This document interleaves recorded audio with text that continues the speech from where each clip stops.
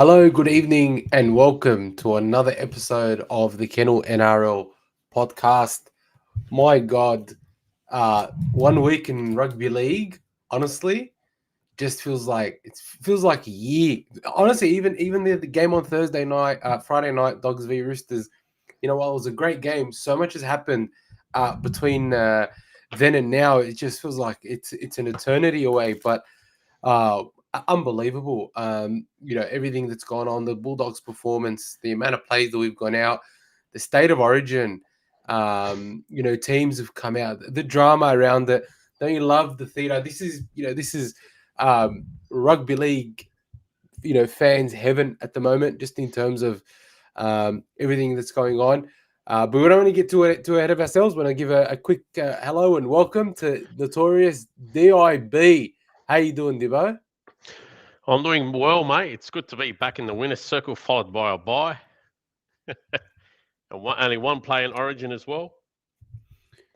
I mean, that was a great win by you guys against the Broncos. But look, the Broncos have an existential crisis. I've got a lot of thoughts actually about the Broncos. I'd love to Yeah, do really talk share 'em. about the. I'd love to share my thoughts on the Broncos sometime because I just think that they're a bit of a shambles. But it's interesting. How's your week been? It's been good. Things are going good. Obviously, you just got to take the good with the good and the bad with the bad. I was watching some Origin highlights with Burton at centre. What a good centre he is playing outside. Obviously, he was playing outside Cleary, but yeah, I was just watching Burton in the centres. Jeez, he's an asset. Yeah, look, there's an argument there for I'm Burton just saying what this I week to observed. play Obviously, to we play always have to that play the argument centers. in that. It's funny. Um, There was Berto in the centres. This was, I think, about 4 years ago or something. yeah, Something like that. 2022. 3 years Yeah, ago. But wow, he was good. And I just thought, man, Berto belongs in Origin just the way he plays. yeah. When Look, he's given that Origin jersey, yeah, he's performed well. gun Look, I centre. want to give a quick shout out, Morris, Norm, Dev Era. I'm not sure who that is, but welcome. Good to see some new faces, new names in there. One man in his whiteboard, Rayman. How you doing, brother? Good to see you again. Brian, Channel E, Knox, Brad. Everyone here. Thank you and welcome again. There's a lot to talk about. There's a lot of footy that we love to talk about, and it's not just going to be doggies talk. There is going to be a lot of footy talk, Welcome, origin and Jamie. stuff like that. Welcome, Jamie. Always good to see you here, brother. Um, Dev Era is this a Lebo podcast? You can call it whatever you want, but we're here to chat footy. This is Doesn't a matter where you're from. NRL podcast. Obviously specialising in baiting Bulldogs fans from my end. I love you all, man. Yeah, honestly, we don't. I mean, I don't. I don't think that's an issue. But anyway, he's X Defiant. Welcome, X Defiant. Thank you for being the troll. For being a great troll. But it's great to have everybody here. Now, I want to get straight into it. Hopefully, we should have a couple of guests coming on this evening. Nothing, some really special guests. So we'll have John Sard Knox. on again, hopefully. Johnny. We should have John on and another special guest that I'll probably, one of the fans that's always in the comments is going to be jumping on later this evening. I'll keep that a bit of a surprise. I think it'll be great to see. And Geez, we even want I to, don't know this. So you're keeping a yeah, surprise from me. yeah. Oh, look, it's just something that sort of happened. Fantastic. Now, we do want to start bringing on our regulars, just for 10-minute segments to get their views and sort of get them more involved and more engaged with the podcast, because we are fans, we're for the fans, we're by the fans, and we just love seeing and meeting new people. So if you guys do want to jump on and you think that you have what it takes to give us a 10-minute spiel about why the Bulldogs are going to win the premiership this year, Dibbo and I will be watching this episode, and we'll sort of pick someone for next week to jump on, because I just think I love you guys. Like, the amount of enjoyment that we get spending time together is great. Anyway, now straight Roll into it. into the Roosters game. Look, I have it's weird. I have thoughts about the team after that performance that I want to talk a little bit about. This is not a breaking down the performance per se. This is more of like it's almost like a philosophical reflection on the Dogs. I don't want to get too weird with it, but just a couple of things that I've been thinking about the Bulldogs. And I sort of want to start uh, in a weird place. But I want to talk about the Bulldogs persona. And I think like one of the advantages that the Bulldogs do have this year is that they've built themselves a real and true persona. So when I say a real and true persona, um, we define ourselves by our defense. We know that we're going to stick to a game plan, and we know that these are our two attributes that win us games: defense and sticking to the game plan. Defense and sticking to the game plan. And I feel like a lot of the teams, while like the Broncos, the Knights, some of these teams that are struggling, they have talent, but they don't have the processes and they don't have the persona. They don't know who they are and what they're going to stick to, right? And the Bulldogs have that. And with that, they're able to build resilience. They're able to build the next man up mentality, because systems and processes and the persona, you can fit people into that. As long as there is a majority buy-in, everybody else will start falling in line. And so that's why when you see against the Roosters, that persona of resilience, that persona of game plan, that persona of knowing who they are as a team, the Bulldogs, and sticking to that for the game was what got us through to win at the end. Because it wasn't really like a spectacular talent. It wasn't really like one-off wow play. It was just they just kept doing what they were doing all day. They just kept doing the same thing, and we came away with the biscuits. And I feel like it's remarkable because the amount of players that we were missing for that Roosters game and the level of experience that we had was so low. It was incredible, but we still came away with the win. And everybody could say, okay, these guys are due for a loss again, for another loss.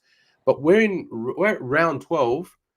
We've only lost one game, right? We're coming up against the Dolphins, which is, as a Doggies fan in 2022, 2023, if you told me in 2025 we'll be almost halfway the season and have only lost one game, I'll tell you to go, I'll tell you some very nasty words, because I'm still in a bit of shock. And the other thing that I've realized, and we talk about how good Ciraldo is as a coach, Ciraldo is honestly proving himself to be an absolute genius of a coach, because you hear in the press conference all the time him and Crichton say, we'll take learnings from that. We'll take learnings from that. After the Broncos match, we'll take learnings from that. After the Raiders match, we'll take learnings from that. And to be honest, I now believe it, because I think that what we learned from the Broncos loss, and then from that first half, or I guess that whole Raiders game, we implemented against the Roosters to earn that win. And I don't think it's an easy thing to do, where you're so successful for a period, and then you're able to take some learnings and apply them to a group of people that are quite successful. And so for me, it's I think it's really it's such a big achievement for the Bulldogs to be where they are right now. And I'm still sort of coming to grips to understand how the whole organization was able to turn itself around in 24 months. Dibbo? Yeah, I did tip the Dogs against the Roosters. I thought I'm going to pay them their dues. Yes, they are down on players. They do have injuries. They're harder to work out than what's going on in the Bermuda Triangle, because a lot of people don't even have them in the top 8. Here they are, way ahead in first.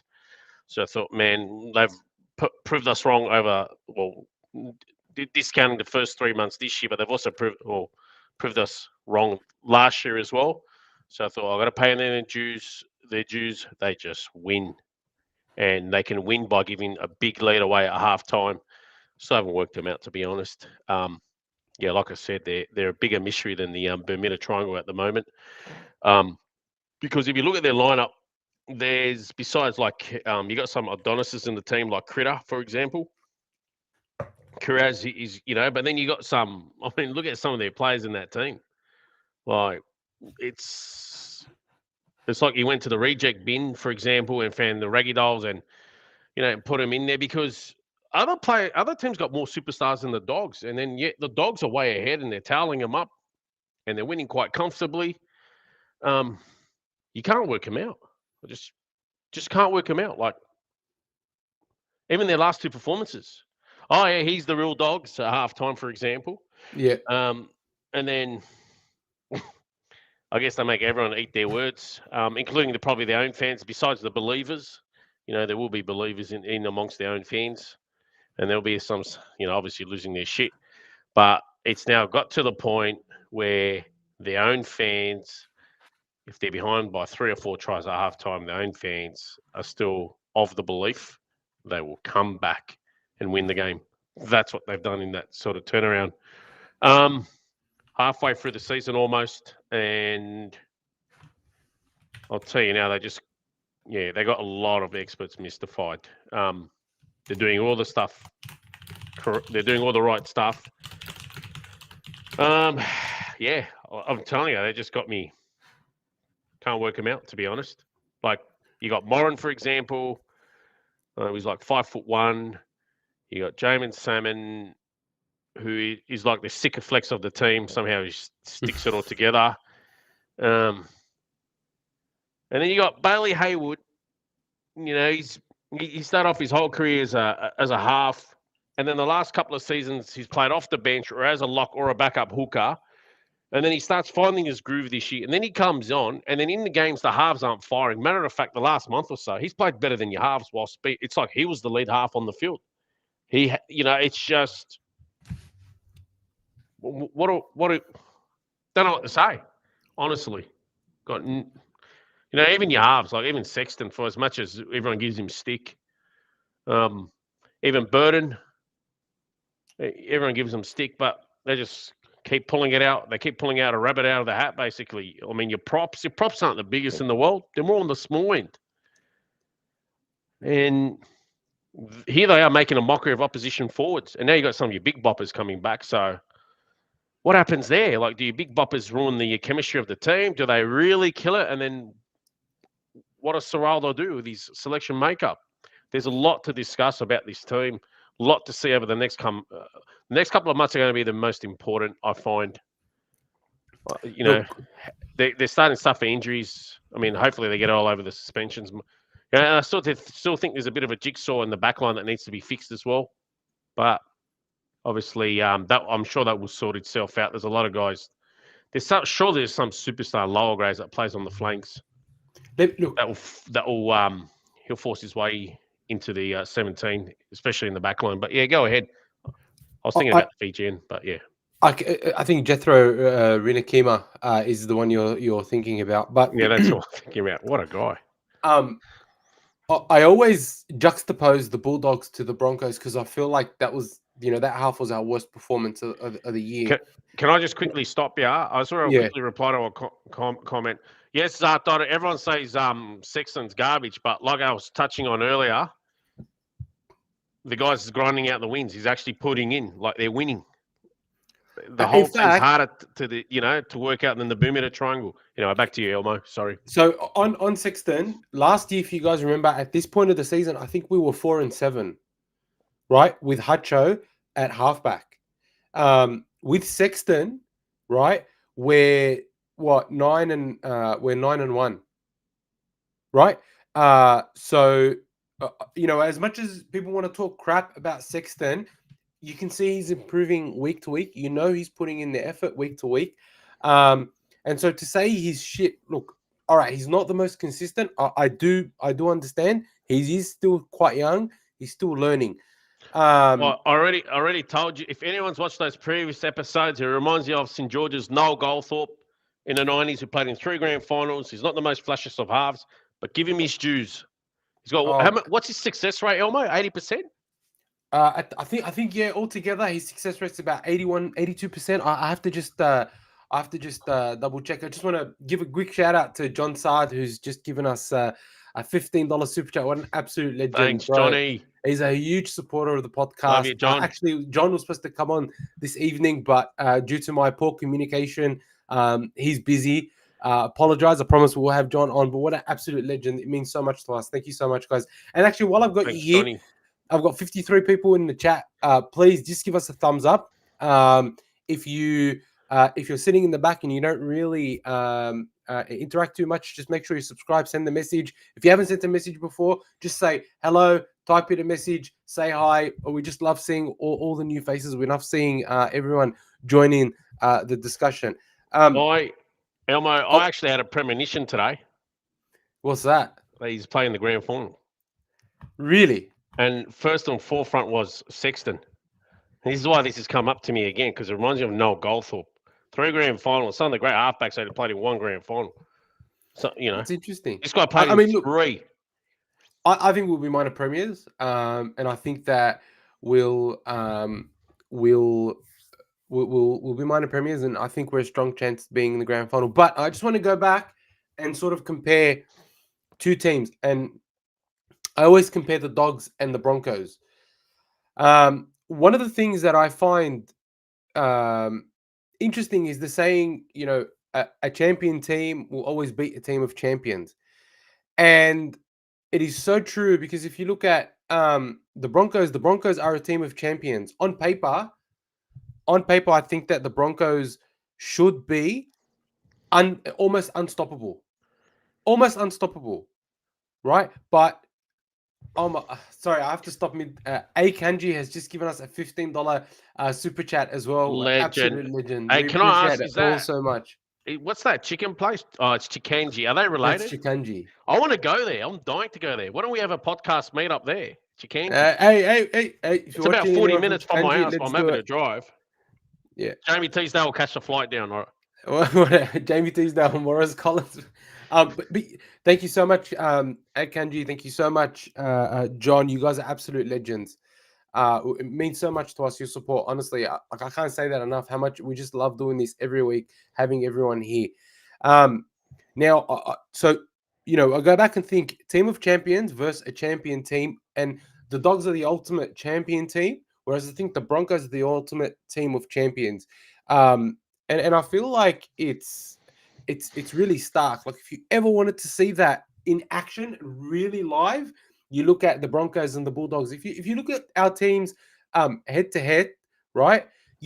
There is no way a Dogs team should be higher on the ladder than a Broncos team. They've got the most experienced half. They've got electric fullback. They've got a great back line. Best front row I think we've ever seen. A great second row. Very versatile bench. It doesn't even make any sense how we are above the Broncos, but it comes back to systems, persona, and attitude, right?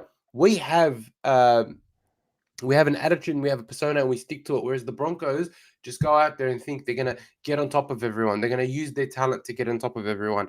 And the Bulldogs are showing us, like, this is how you build a team and you build it for success. And I think, again, I go back to those teams that are struggling at the moment, they will do much, much worse than look at how Ciraldo and Gould have built the Bulldogs and have built the systems around attitude, character, persona, and go from there. That's the only way you can build a successful team.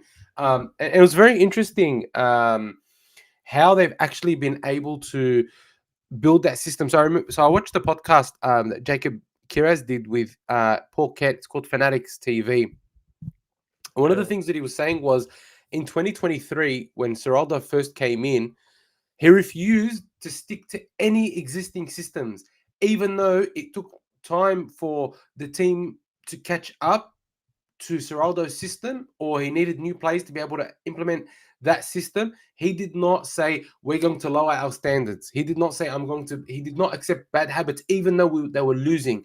And it shows you just how much belief he had in his systems and how much belief he had in himself. And, even Kiraz was saying that he's a sore loser. And so when they would lose in 2023, right, Kiraz would be really upset. But Ciraldo would sit down and talk to him, and he said, I want you to internalize this pain, because we're going to look back on this in a few years and laugh. And so Kira's was just saying, like, it's incredible how this has all come full circle, right? That only 2 years ago, Ciraldo was telling Kiraz to keep his head up and dogs are going to get better. And, 2 years later, we're first on the ladder. We're 10, whatever. Sorry, 9-1, right? And we're quite clearly the benchmark of the competition across almost all facets.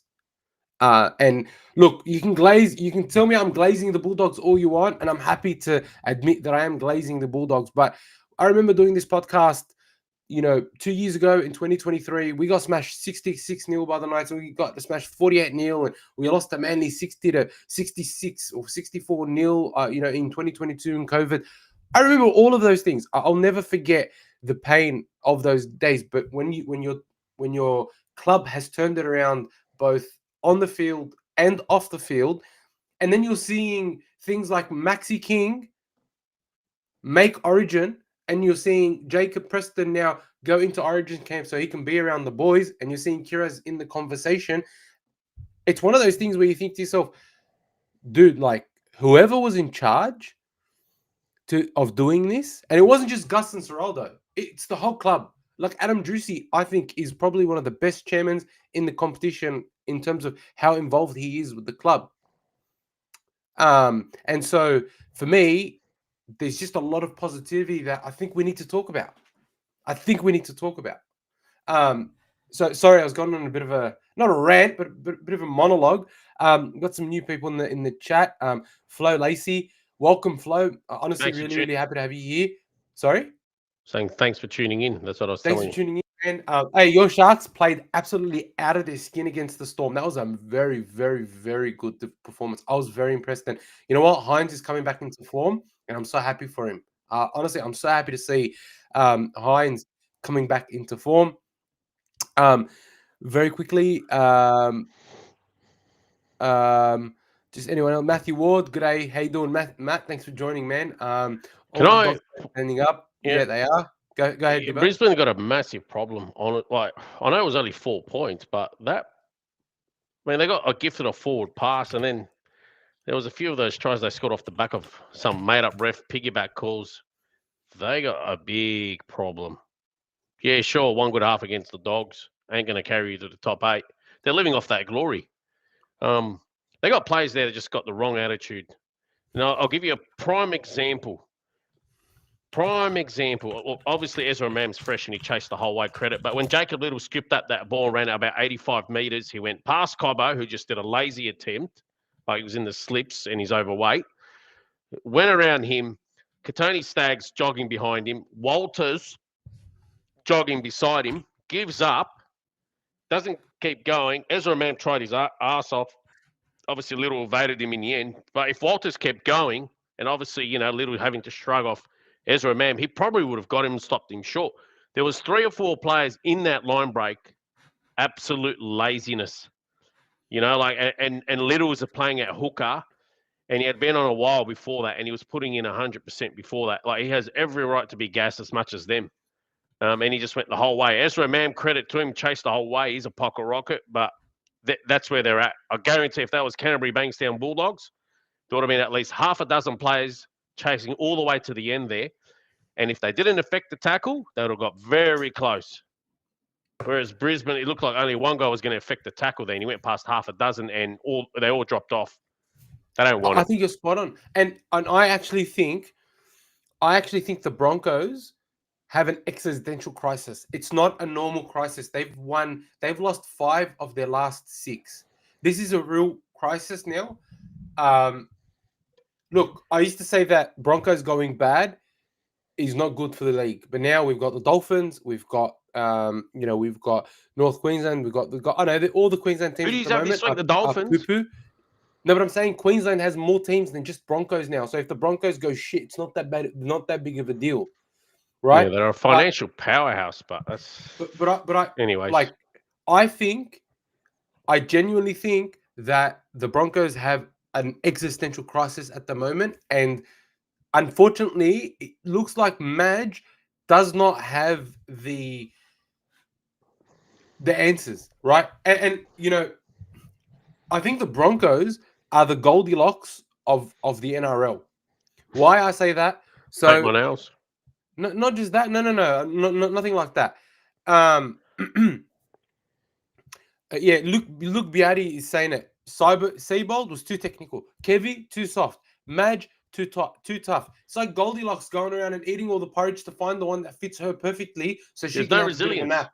There's no Yeah, resilience. I'm telling you, it's the complete. I'm telling you, they are the Goldilocks of rugby league. They want to be spoiled. They don't want to earn their wins. They think that they're going to have every half. They're able to put a lot of halves together like they did for the Bulldogs, not Where's realizing that Where's everything went Blake right for Moser? them. Can't even get a run. Well, it's just one of those things that does he want to make the changes? Does he want to make the tough calls? Because frankly, the way they treated Martin Tapau is unacceptable. Yeah, Morris, I understand what you're saying, but the effort's just not there. Whereas with Canterbury, that first season they got crippled with injuries, like absolutely crippled, and the players are still trying their heart out. It's just, injuries really crippled them. Whereas with Madge, he's got an all-star lineup. Honestly, he needs to pick up the broom and start sweeping that out. Like he's all right. Martin's 35. I wouldn't even call that even a sweep out. Like the guy was retiring probably anyway this year, playing on somewhere else. That's not even really, what's he Fred out of the cap 250? He Yeah, really needs to go into some of the core players. hang on. Tapau likes an Instagram post and he gets let go. Man almost kills a mum and her daughter and gets 9 weeks. Welcome back. If it was Martin Tapau or if it was Ezra Mam that did that, do you think Ezra Mam would get fired? No, Right? just play the what's the victim mentality? Look, Selwyn Cobbo went on a Be podcast massive. and absolutely lambasted Kevy, right? And he didn't even get a slap on the wrist. Right? He didn't even get a slap on the wrist. Anyway, I don't want to keep talking about the Broncos. Sorry, I apologize. We spoke too much fuck about the Broncos. So I want to go back to the Bulldogs' performance against the Roosters.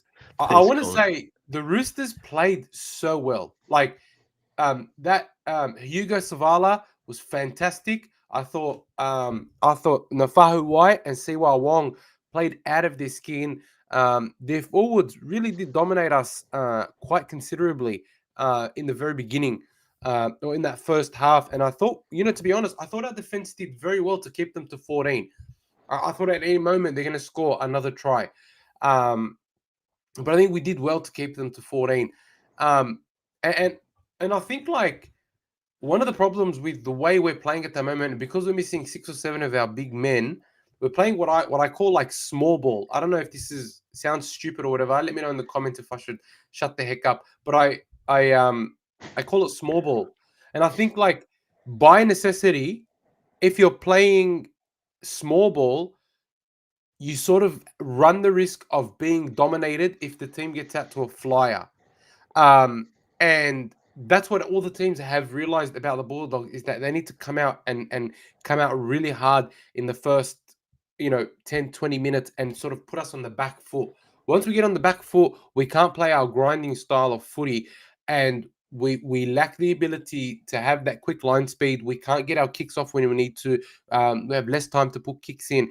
And so it sort of suffocates us from being able to play the Bulldogs game. Then when we sort of reset at halftime, we adjust to the way they're playing. Plus, the other team is not as fit as us. No team is as fit as the Bulldogs. And so we use our fitness to win. And I think, that's what happened against the Roosters. Even though, honestly, I thought they played so well. Like, I was so impressed with their kicking. I thought Tedesco wasn't as good as he has been. We were able to shut Tedesco down. But it was such a resilient performance nonetheless. Like the boys, you could tell had a really tough go of it on Friday night. I really, really enjoyed it. So that's sort of my views on I think that Roosters game. But look, the other thing is like what we're learning that we can win from anywhere. No matter what happens, we're never going to be out, and that is like I don't know if you want to call it remarkable or not, but I just think that we're priming ourselves to go on a great run in the finals. He's got 1 foot there. He's just obviously got to maintain. You got to maintain the rage. Can't fall off like other teams have done previously. So you just got to obviously make sure the team stays fit, healthy. Sorry, I think my headphones have disconnected. Sorry, keep going. Keep talking. I'm just going to try and figure this out. All right. So, anyways, just going on. Yeah, well, it's just throwing me off. But Give me 1 sec, guys. just got to make sure the team doesn't fall off. Obviously, they don't get affected by injuries. Yeah, sorry, I'm just waiting. It looks like Elbo's gone AWOL, but anyways, back onto topic. How do you, we're 12 rounds in. How do you think you boys are going to go? Tell me in your comments. How do you think you guys will go from here? Do you think he's got the minor premiership sealed? He's had a good run in the first 3 months. You've played some. You had a decent draw. I wouldn't say it was a hard draw. I wouldn't say it was an easy draw. I think he's in the mid-range when it comes to draws. So he's negated the first 3 months with injuries, suspensions. I think with your suspensions, though, you lost once. Or you didn't even lose at all, actually. I'll take that back. I know everyone thinks that Melbourne's the team to beat, but honestly, they're playing ordinary at the moment. So for everyone to keep mentioning Melbourne is wrong at the moment because they're not playing like they're going to threaten the top 2 sides at the moment. They lost to Canberra the week before you guys tailed them up.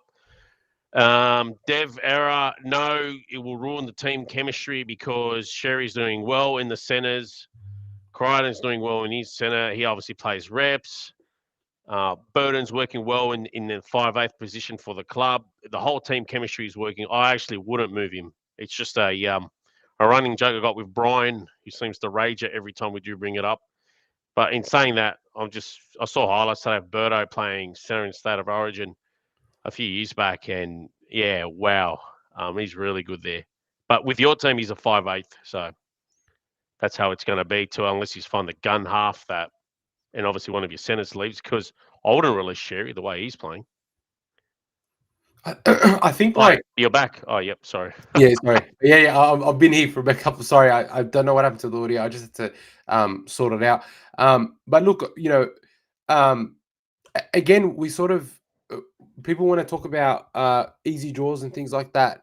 It's true, but at the same time, we could also use the excuse that we've had 7 players out or 8 players out or however many players out suspended and things like that. And we've had to honestly cobble together a really small forward pack like Curtis Moran, Lipoy, Hopboy, but again, it's that next man up mentality. And look, I don't want to say it, but it reminds me a lot of the Panthers. It reminds me a lot of what they built over there. And you know what? I'm not really embarrassed to say that.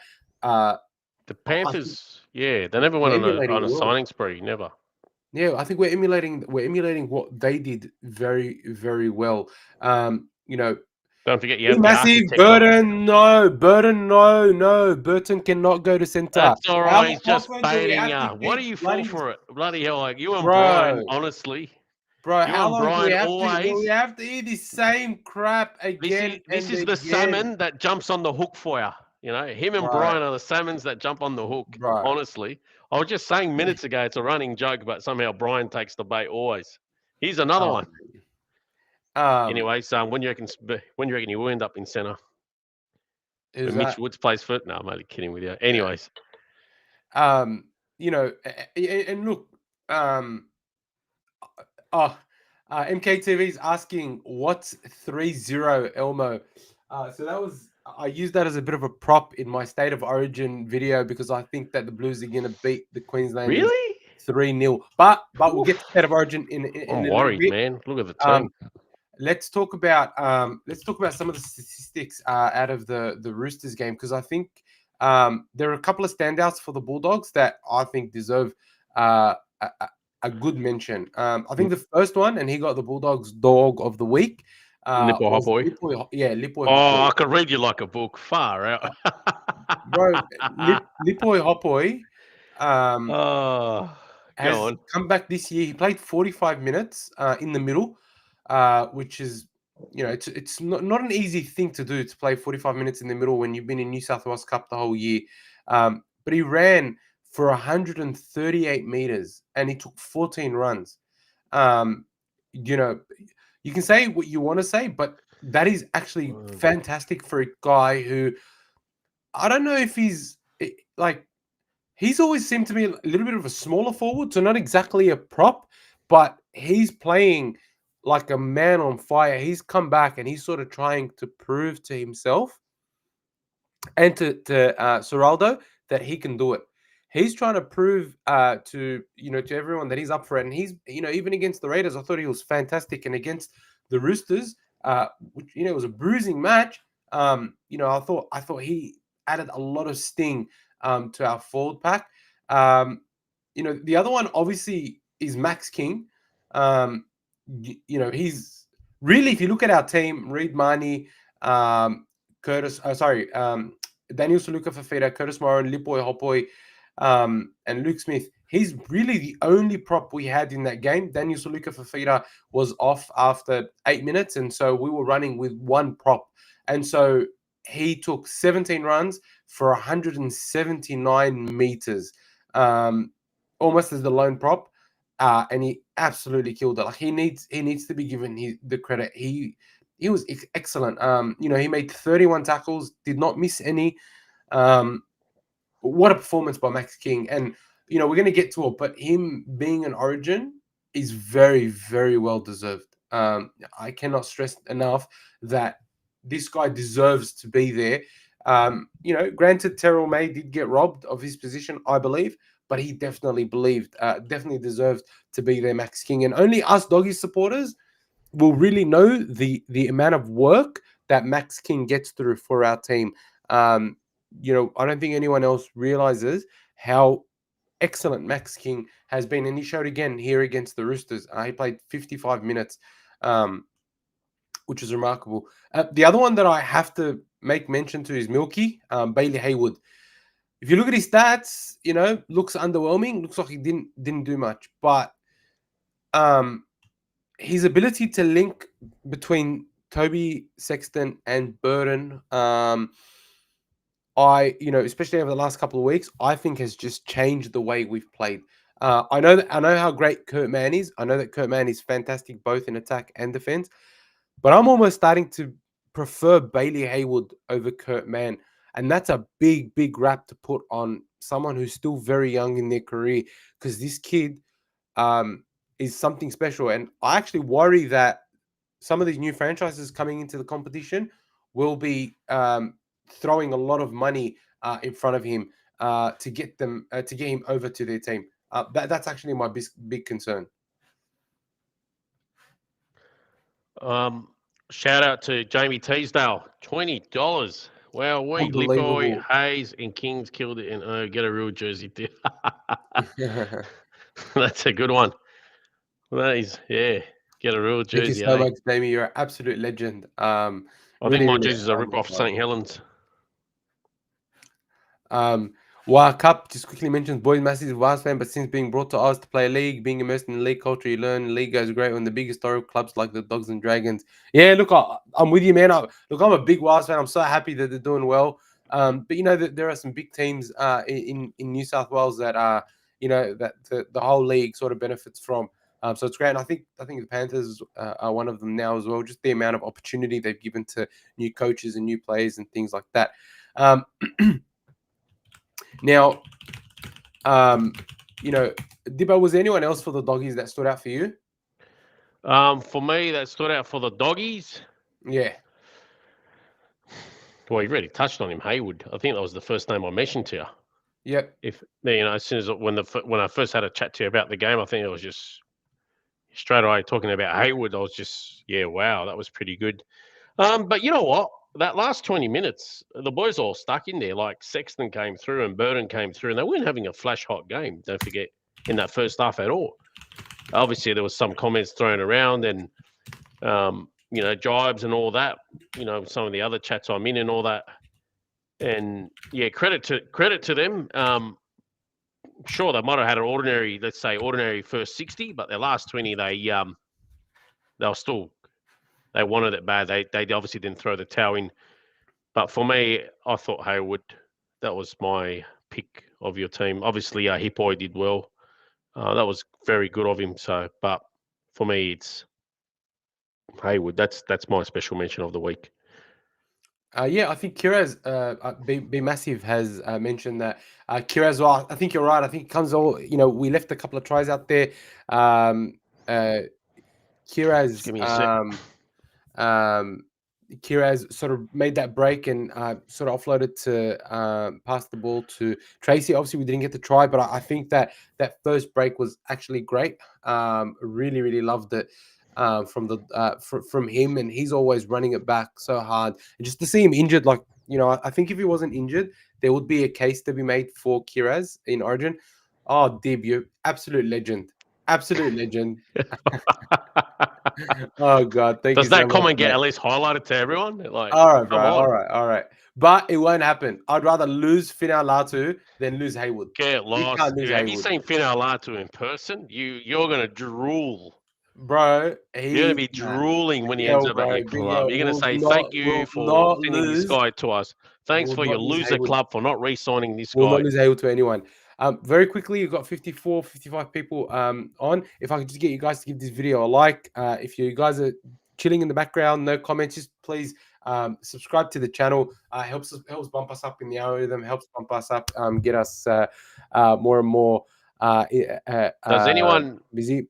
Yeah, does anyone have a drinks company they want to sponsor us with? I can just drink your drink here on all the time. Like, honestly, Non-alcoholic. happy to start. Any product you got, I can speak on for you guys because I'm seem to be drinking every episode. Anyways, and so we teased that we're gonna have one of the guys on the podcast that that we've had that's been a big supporter of the podcast for a long time. So I'd love everybody to give Jamie Teasdale a big welcome and hello to the podcast. Jamie, welcome, brother. How you going, guys? Yeah, good well, yourself. mate, glad to have you. Look at the memorabilia in the back. Love it. Is that a 95 jersey? Yeah. Wow, that is awesome, man. Wow, that 95 season. He's actually shared a video with us of all the of that's his, right. Yeah, dog house, and I'll put it up on YouTube if you guys want to check it out. It's in the it's in one of the videos there. Oh, good, Jamie. He's got so glad to have you background. on. Yeah, well, I'm gonna let Jamie do all the talking. You guys talk. I'm happy to observe. I'm the audience now. Jamie, tell me what are your thoughts? Who do you think who stood out for you for the Bulldogs against the Roosters? Definitely Milky. Definitely stood out a lot. Thought he did well with his ball work and the way he put kick out over, the way he stepped through. That was incredible. What an absolute wonderful play. And Hippoy, yeah, he's been a workhorse. Definitely. I honestly I didn't like when they chose when they brought Hippo on the bench. I knew that he had a big motor, but I didn't think he could play so effortlessly and have so much impact off the bench as a prop. And I think this week Ciraldo showed a lot of faith in him by naming him actually in the starting lineup at prop alongside Curran. And that for me just shows like again, it's just Ciraldo repays the hard work that he sees from the different players. And like Hopboy obviously last time he played last year had a bit of an off game, hadn't played for a long time, comes back, gets his opportunity again, and he absolutely tears, rips and tears. Same with Curtis Moran. Oh yeah, he's been working well too. And King, I think King's been absolutely great. King should be playing for St George. Never. His grandfather's St George royalty. Who a lot of you didn't know, but his grandfather's actually St George royalty. Yeah, but even he doesn't care about that. Yeah, he doesn't. Remember, I saw him outside the stadium. Yeah. I actually want to show. He said his grandfather actually gives it to him. He wanted him to play for St George. Outside Belmore Sports Ground, he wasn't playing that day.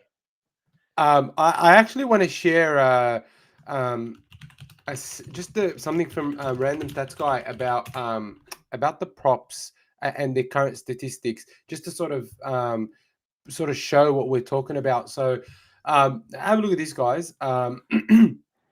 So Max King in terms of New South Wales props, is actually third, just below Payne Haas and Terrell May, statistically speaking. So he's actually better than Mitch Barnett. I'm not saying he's a better player. I just want to make that very, very clear. My God. Colin Matangi. What was I telling you before the podcast?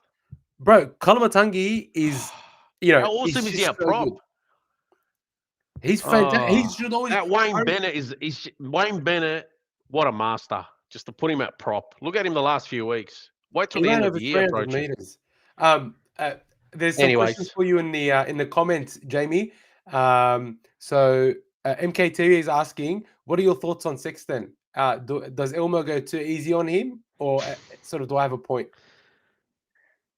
No, I actually find Sexton pretty good where he is. I don't mind Sexton at all, actually. He does his job. Like, what can you ask for? He does his job. Like, he's not Nathan Cleary, but he does his job. Thank you. As a fan, as a Doggies fan, I want Sexton re-signed at least for a year, right? Just to continue the consistency we've got in the team. What do you think? Do you think that the Dogs should re-sign Sexton? Like, as a fan, do you hope to see him re-signed? I'm hoping to see him re-sign. I do. Like I said, he does his job. Look where we are now. Like, I believe without him, I don't think we'd be where we are. Yeah, no, 100%. And again, like, someone's put up in the statistic, I apologize, I think it may have been Dev Error. It was saying that out of 26 games that Sexton's played for us, he's won 20. I mean, you could talk as much as you want about him, and, I don't understand why the club hasn't re-signed him, and every time someone asks Gus, for example, about Sexton, he says, he's on his path to development, which makes no sense to me, but it's clear the bloke is quite a gifted player. So with the Dogs, he's been very good for us. He's been very, very successful for us in terms of halves winning rate. I think there'll be one or two halves that actually have a better winning rate in their current team than Sexton does. Yeah. Yeah. What did you think of the Mark Nawanga Tinawasi try? And people are saying it's one of the best tries they've ever seen. Oh. I don't think so. It's a great try. It's not one of the best ever. It was freaky. Great try. It was good, but yeah. It's good. Obviously, Brett Mullins' one's way better. Remember the chip and chase by Mullins? Come on, guys. Yeah, I remember that. Yeah. It's been some freakish ones over the years. Like Payne Haas's line breaks, busts up the middle where he goes 60 meters are better than that and scores. That was just mad. It was a freakish bit of play. It was obviously, I don't know what Connor Tracy was trying to do. The guy was hopping on one leg. Just tackle the bloke. Seriously. Yeah. Anyways. I think Montoya as well sort of seemed to just sit around, didn't really do... You can excuse Burton missing back. Yeah, you can excuse Burton missing the first tackle. It's wet out there, but he made an attempt. Look, he made a very, very good attempt. Yeah, that's what I'm saying. You can excuse him, but Connor Tracy, the guy is hopping on one leg, and come on. Anyway, yeah, Jamie, we've got Mookie in the comments. He's saying the Bulldogs suck. What do you reckon? Well, that's just... Who? What? Definitely can't agree with that. Definitely can't agree with that. He's probably a Parramatta supporter. No one really cares about. No, I reckon he's a Broncos fan. You reckon? Oh, yeah. Probably is a Broncos fan. Sounds like a bitter fan. G'day, Everin. What's he said? Should someone come back into the team? I know a few of them. No, give it to someone more flashy. Anyways. Look, I think if everybody's fit, it's hard to see where Jamin Salmon actually sits in the team. But so actually, I want to ask you, Jamie. Sorry. Go ahead. No, you go ahead. I was going to address someone called Langlands in the chat. I was about to say Changa, but yeah. Anyways, could be related. But anyways, yeah. I want to ask you. Like, I want to talk about that try. Look, it was a freakish try, and I reckon like Mark Nawanga Tinawase has come on a rugby league and is doing a great job. Like, honestly, as much as I hate the Roosters, I really love seeing him play. Granted, he did knock the ball on 5 times. 5 times. Like, this guy, Burton, made him his buddy. Bomb. So, bro. He became Sebastian Chris this week. Yeah, he was the Sebastian Chris this week. Far out. He was their bunny. Yeah, he was absolutely their bunny. And Far out. Burton had a good game. His kicking game was on song. I thought Burton's running game has been a lot better over the last couple of weeks as well. I thought in the second half, anyway. If we're gonna be a little bit technical about it, but I think Burton's been running the ball a lot more. And I reckon by the time we get to the second half of the season, his running game is gonna start tearing some teams up because he's big, he's fast, and he's got that leg drive where I think he's gonna be more than just a kicker. He's gonna be a runner, and that excites me about him. His running game excites me. I think that's where Haywood at lock would actually help with Birdo's running. I think exactly what's been happening. Yeah, I think it's been happening. And unlocks him a bit. And if you saw with the if you saw the Broncos, if you saw the way Milky or Haywood was sort of dummied towards Burton and Kikau on that left and was able to break through. I think that's the strength of having Kikau and Burton on that side, is that the teams just don't know if you're going to run or you're going to pass. And just Haywood is just, again, you can go back and say how good Haywood is, but you can never praise such a young dude enough, because the dude is, he's just killing. He's got a running game, kicking game, passing game, tackling, everything. It's remarkable, and I hope he's a Bulldog for life. I do want to ask you, Jamie. Actually, quickly, if I could just address some more things in the comments. Rhett Langland's Doggies fan since '94. When I was gifted my first jersey, family are Dragons fans though. Well, you know what, Rhett? Must be related. You can hold your head high, brother. You can hold your head high, because the Dragons, look, they had a good win, but I don't think they're in the top 8. I do think they will end up in the top 8 by the end of the year, but you're the one winning. 5 games by 2 points or less. They're the ones you have to win. They win half those games, we can talk about them being in the top 8. The fact that before the Brisbane game, they were 0-5 in games that were close. 0-5. Yeah. Not one win. Hang on. Let's not even talk about the kicking. The fact they were 0-5. Mookie is a Broncos supporter. Mookie is a Broncos supporter. Yeah. There's nothing better than seeing a Broncos. Hey, the Broncos are going to miss the top 8. The Broncos are going to miss the top 8, but you know what they're going to do? They're going to be like, well, guess what? We put 34 points on you in one half. We're going to be in the grand final, and they're going to be talking about a game that happened in April. That's the Broncos for you. The Broncos are an absolute sham. Bro, the Broncos are an absolute sham. They're a fraud of a team. I feel sorry for Madge that he has to put up with that shit. Come back to New South Wales, Madge. Laurie Daley's a bit of a joke. But I do want to ask you, Jamie, as a Queenslander, how did you come to support the Bulldogs?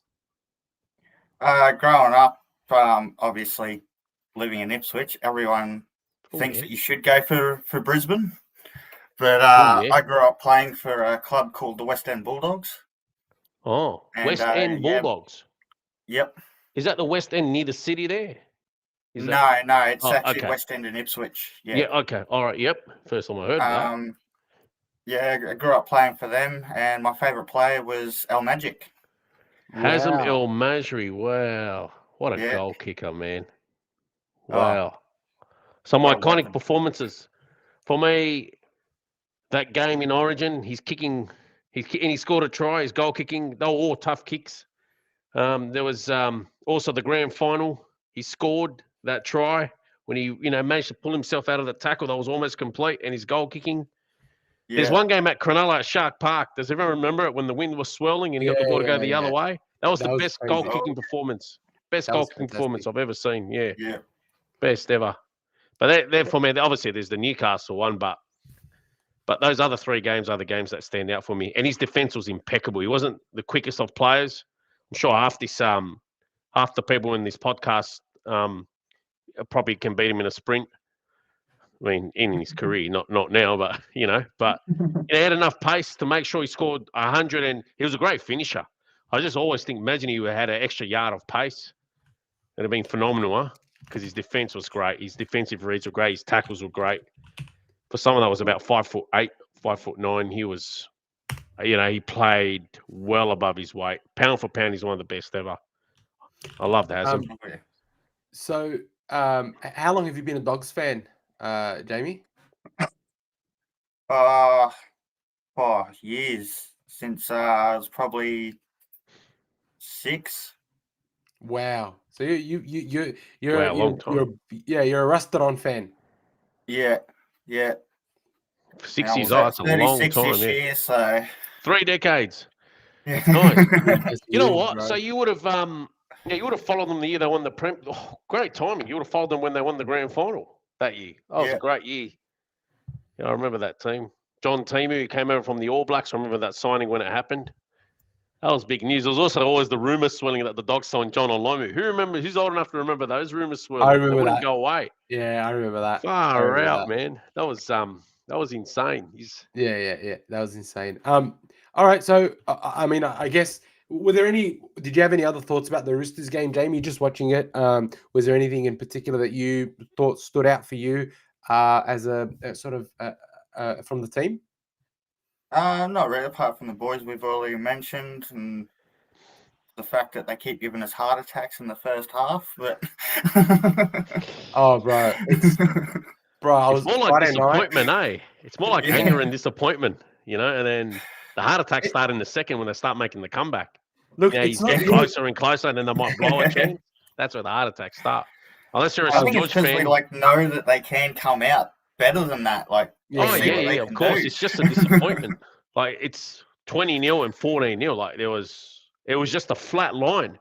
And then it's like some miracle happened, and there was a heartbeat all of a sudden after half time. Yeah, they've done it 2 weeks in a row. It's insane. Look, it's that we now know what the Bulldogs as you guys said, are capable of, and it's like, what can we expect? What can we expect? And you know what's interesting is, I actually think other teams are in the same sort of position where they know the Bulldogs are going to come out on fire in the second half, but it's almost like they're powerless to stop it. Like, I guarantee you, the Raiders were trying their absolute hearts out. I don't think the Raiders actually tried or stopped playing. It's just the Bulldogs just came out on fire and they could not be stopped. Same with the Roosters. What The are these? Roosters, if 56 it to was, 6?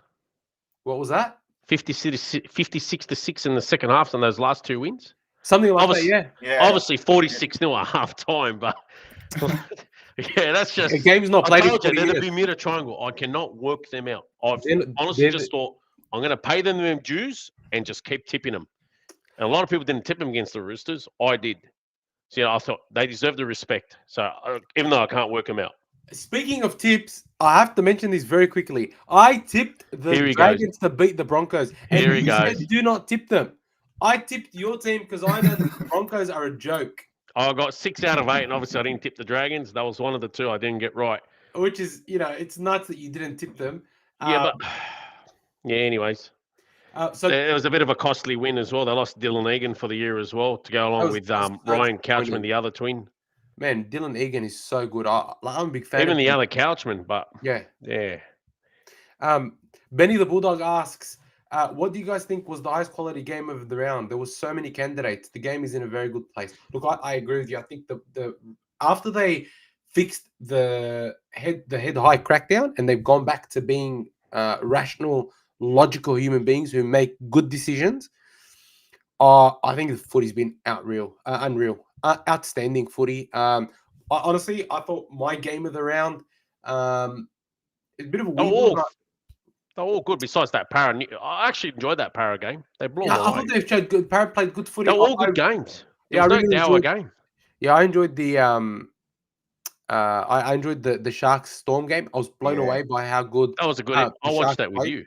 Yeah, and like I'm really happy seeing Nico Hines improving and playing good footy. Like, all right, you can hate the Sharks all you want, but seeing Nico Hines Mulatalo just finally play the game that we know he can play and start to control games.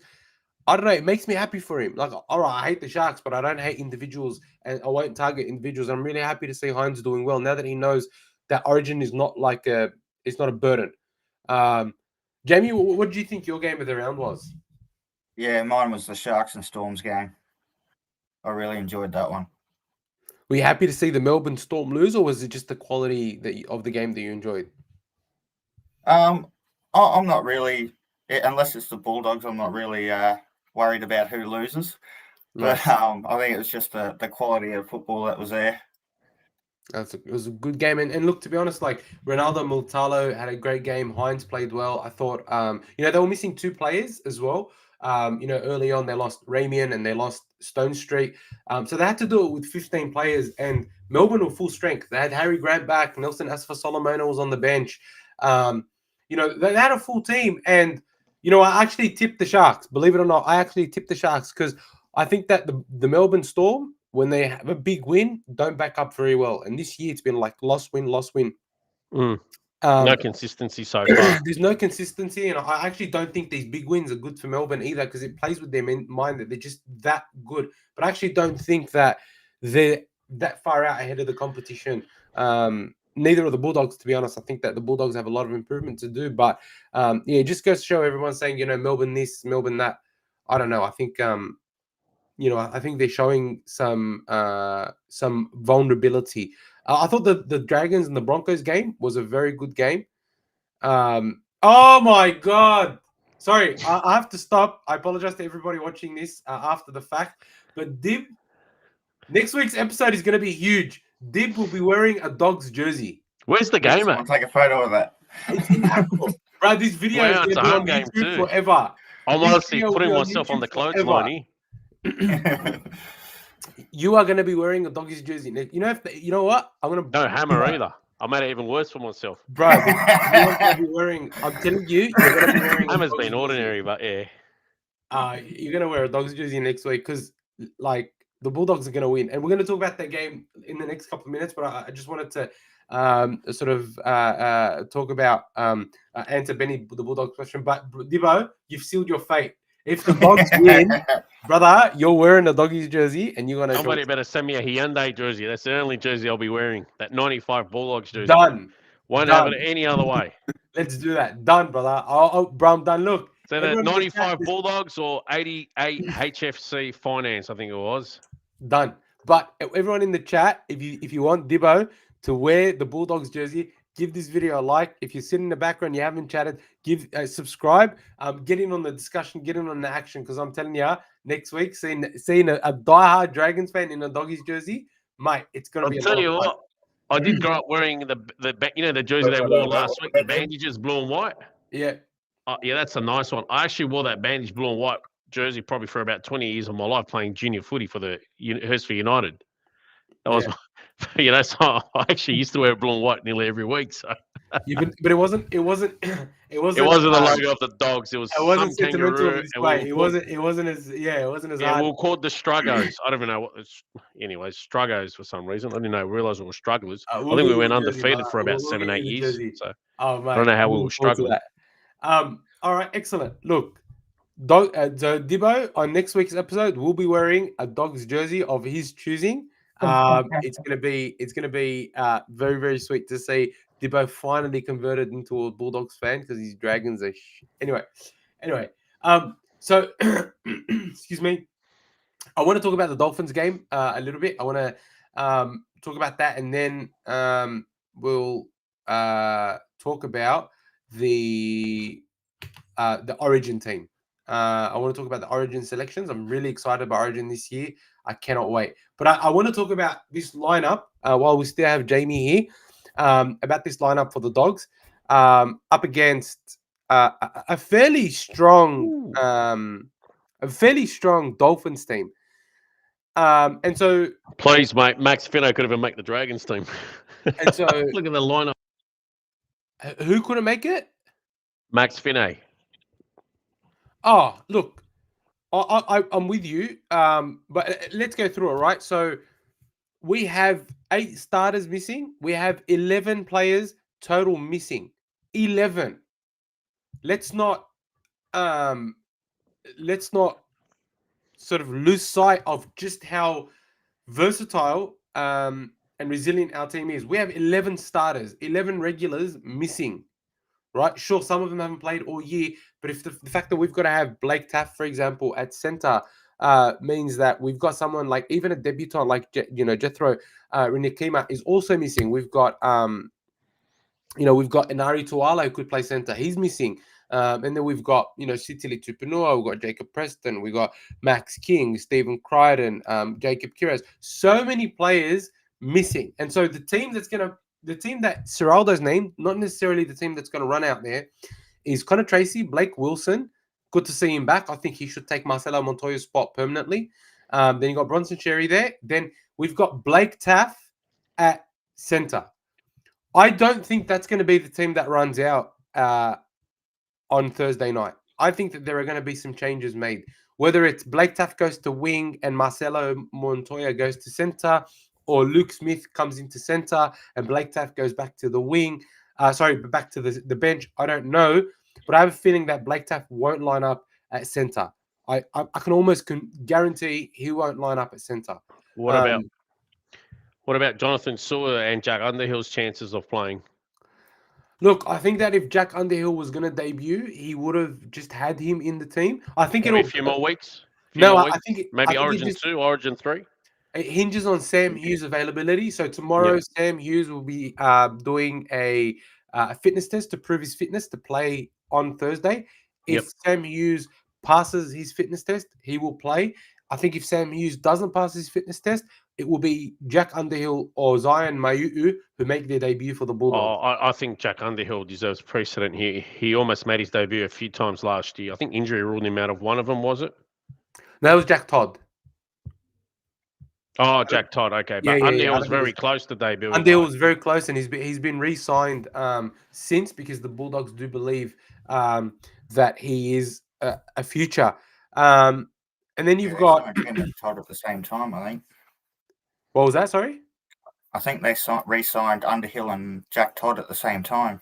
Good. Yeah, signings. that's right. It was the very Jack good. Squared. They had the little graphic of the Jack Squared. If I was teams, I'd be trying to tie him down long term, especially with that Perth franchise looming. I'm not concerned about Papua New Guinea. I don't think anyone wants to go there and play, sadly. But besides the locals, they don't have the talent yet. I don't think any Pommy or South African rugby league convert or Kiwi rugby league convert or anyone from the Australian competition would want to move there more for a year or two. So, I mean, look, I'm not very supportive of that franchise. I'm not either. Not at this stage, anyway. Not at this stage, anyway. I think there's too much politics behind that one. But anyway, we all know that, yeah. Then we got Burton at 6 and Toby Sexton at 7. I think they need to stay that way. We got Lipoy Hopboy starting at prop. I think it's well deserved, to be honest. Then you've got Reed Marnie at 9, Josh Curran at 10. He comes back from suspension. Kickow, Hayes, and then Haywood starts at lock.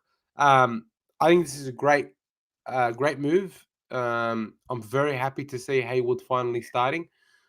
I think he should be starting there permanently when the boys come back. I think he will add a lot starting at lock, and then he can interchange with Kurt Mann. Then on the bench, there's Jake Turpin, Curtis Boren, Sam Hughes, and Luke Smith. Now, all things considered, given that we've got 11 starters or 11 of our top 30 out, I actually reckon that's a great lineup. What are your thoughts, Jamie? Yeah, I think it is. I just don't know about the whole tap at centre, but agreed. The rest of it, I don't mind. Yeah, I think Blake Taff is one there. Do you think that he will be running out at centre come game time? Or do they swap him with Connor Tracy? Well, no one's Ciro, probably not. He probably will end up changing it. Yeah, he has done that a couple of times. There's some whispers that Luke Smith could play centre. Do you guys reckon that could be the go? No, he's not a centre. I'll just keep it, to be honest. Like, the only other viable option is Connor Tracy goes in the centre and Taff at fullback, but because Connor Tracy, don't forget, started off most of his career there in the centres or on the wing. Look, Blake Taff actually defends well, I reckon.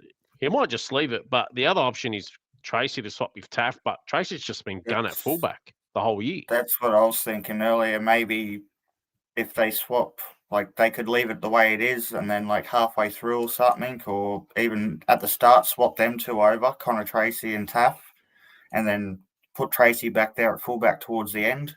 Yeah. You guys don't think that Blake Taff and Marcelo Montoya will swap? No, Taff's not a winger. No, I mean, don't forget, Marcelo Montoya played centre for the Dogs in his previous stint and played centre for the Warriors. And look, playing, like, if you're a fullback, you should be able to play wing. Yeah. Hey, Yeah, that's actually probably a good swap too.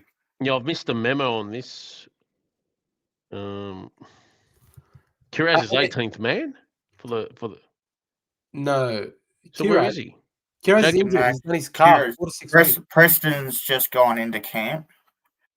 Jacob Preston and Dewey. They just called those two into camp. Adam Dewey. Yeah. Yeah. She's that Laurie Daley. Honestly, Adam Makes Dewey. no sense. He still hasn't brought in. Laurie Daley probably had Jake Trebojevic ahead of Colin Matangi and Ola Kawatu in the squad as well. That's what we're dealing with. Honestly, advantage Queensland. Yeah, look, New South Wales. Anyway, we'll get to the Origin Anyways. chat, but the Dolphins team. Sewer backliner. That's what everyone's Yeah, saying. Sewell's a winger. Oh, okay. All right, we're on to something now. But yeah, anyways. Yeah, I still think Marcelo Montoya will end up at centre during the game. I don't. If he's named Blake Taft there, I think he expects Blake Taft to be there.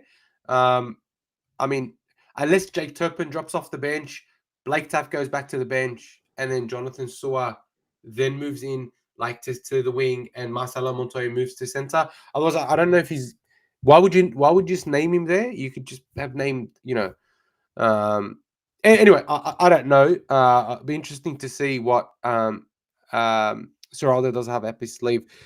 The Dolphins team with Averillo at fullback, I actually think Averillo could be their X factor at the back. He's very fast, and if we give him any space with any broken play, I reckon he can burn us. He's burnt a few teams. He's burnt the Dragons a few times. Burnt the Rabbitohs when he was with us.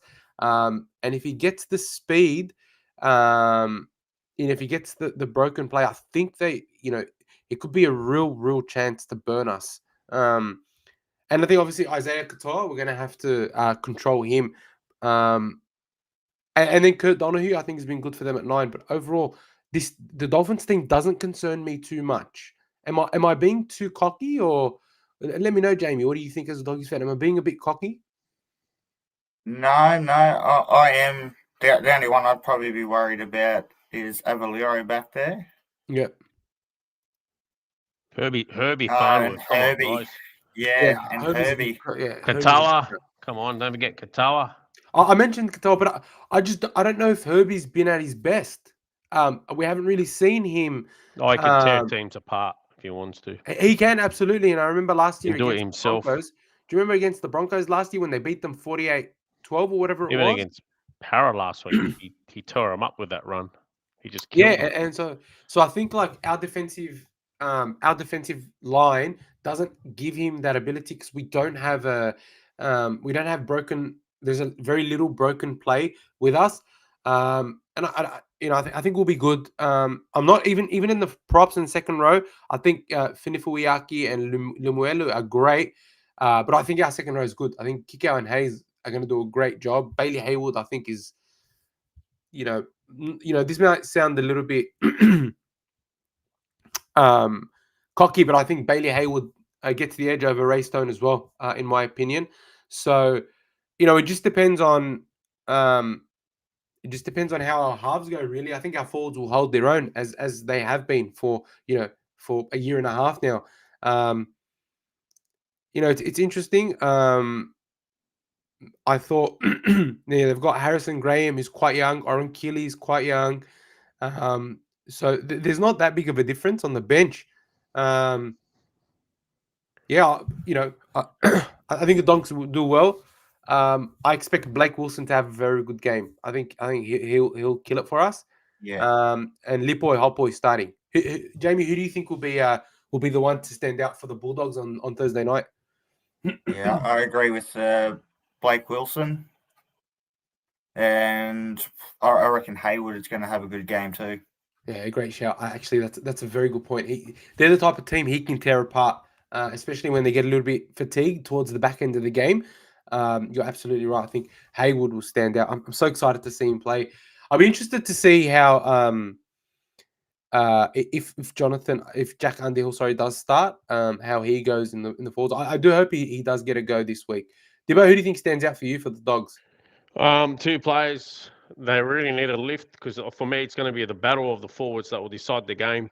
Mm. For me, it's going to be Josh Curran and Viliami Kikau. That's where it lies with those two. They really got to, obviously Lipo Hoppo needs to have a big game as well. But I just think those two, they're very experienced, they're very seasoned. To me, they're both big name players. It's with them. That's a good shout. I think our forwards do have to be on. Kick out. I think on that left side attack could really cause some damage. Cause some damage, and that could get him over the line. Yeah, And yeah. Curran obviously up the middle needs to be busy like he normally is. Back to 2 months. First 2 months, Curran. Obviously, we've missed him since suspension, but yeah.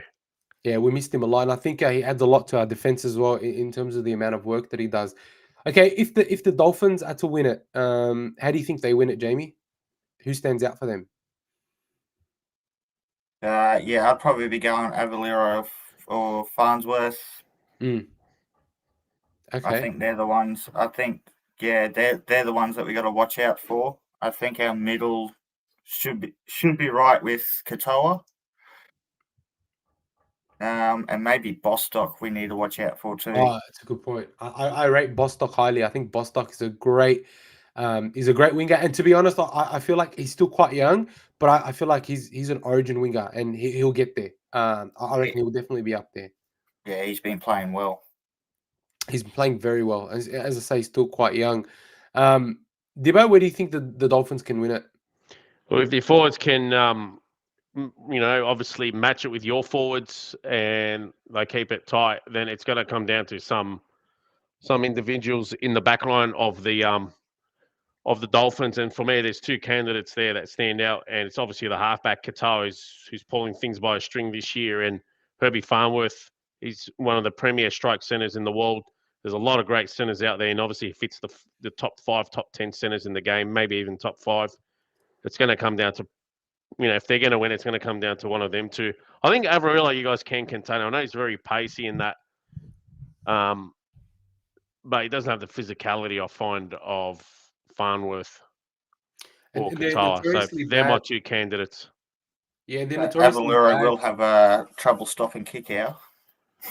Yeah, I just think your backline can contain him. So for me, it's going to be Farnworth and Katoa.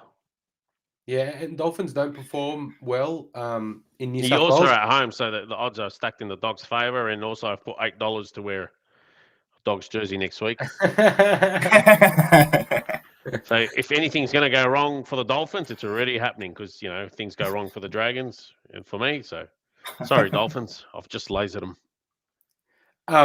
Lily's asking, how do we feel about Blake Wilson team? By the way, welcome, Lily. Thank you so much for joining. Thanks, Lily. Start with you, Jamie. What do you think about Blake Wilson being in the team? I believe he should have been there from the start. Well, probably over Montoya. He's probably about the only one that you could really swap him out for.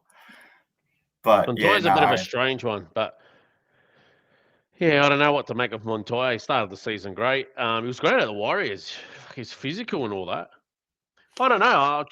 It's a bit of a tough one, that Montoya. Does he perform or does he, Anyway, it's a bit of I'm actually happy to see Wilson back, See, that's the thing, His too. first grade material. You know what you're getting from Wilson. He's 100% all the time. Yeah. But Montoya's I find Montoya's very physical when he can be very physical. He doesn't shy away from that. That's what I like seeing in him. He just needs to go back to what we saw with him at the Warriors. He was pretty deadly at the Warriors. Even he was in the centers. He thrived on that. So I think, look, the thing about Montoya is he's too much of a confidence player. I feel like he has his ups and downs, and he doesn't have the speed, I feel. And because we've lost Fox, I think we need that speed. But he's very something good. that Wilson does is Wilson has speed. He has a lot of speed, and Wilson has an X factor as a winger. I know it's hard to see like X factor in a winger, but I reckon he has something that a lot of wingers don't have. And Marcelo Montoya does some of the hard runs, but to be honest, Wilson's time in first grade, he actually averages more meters than Montoya. Yeah, which is why I think I genuinely believe that Montoya should be there. Should not be there over Wilson. I think Wilson is the better winger. I like Wilson. I just feel like he's got a lot of improvement to make, really, to make that position his own. He's got to obviously finish better. He needs to obviously shore up in defence more, and he needs to start taking more of those tougher carries. Whereas Montoya, he's taking a lot more of those tougher carries. I He's actually think getting in there and did. getting. No, I disagree. I think that Wilson always took those tougher carries. He's obviously not as big as Montoya, so obviously he gets driven back a little bit more. But Wilson always took the strong carries. And he would run 20, 23 times a game, something like that. I don't remember. I think it was like 22, runs a game. So I don't dislike Montoya. I'm not saying they should be dropped. I'm just saying that if you put Blake Wilson and Marcelo Montoya head to head, I think overall Montoya is not as good a winger as Blake Wilson is. And you look at the way he finishes. I think the speed. If you remember the Eels game last year, the King's birthday, I thought he was fantastic for us. Sorry, what was that, Jamie? Go for it. Running along the sideline, like he's unbelievable. Yeah, no, I don't. I think he's a bit better than Montoya.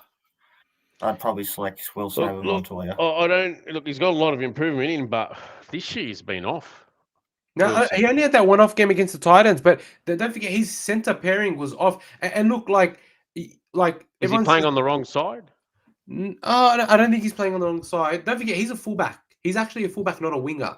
So I feel like if that's the case, I feel like he needs to probably try his harvest elsewhere. He's got to probably go look for another club. Yeah, I think he will. To be honest, I'll give you an clear example that some players irk me. They really piss me off because they're just glorified bench players or utility players. And a prime example is Tyrone Wishart. The guy's, 26 now? Yeah. He's just a glorified bench player. They gave him the reins a few times at Melbourne this year. Couldn't do anything. Did fuck all. He's just a glorified bench player. And you're probably halfway through your career. Plus, go find somewhere else where you can start rather than just sitting on a bench and getting glorified, especially at Melbourne Storm bench. Players like that really give me the shits. I hope that finds him what I said. And I think they don't challenge themselves. I think Blake will go challenge himself.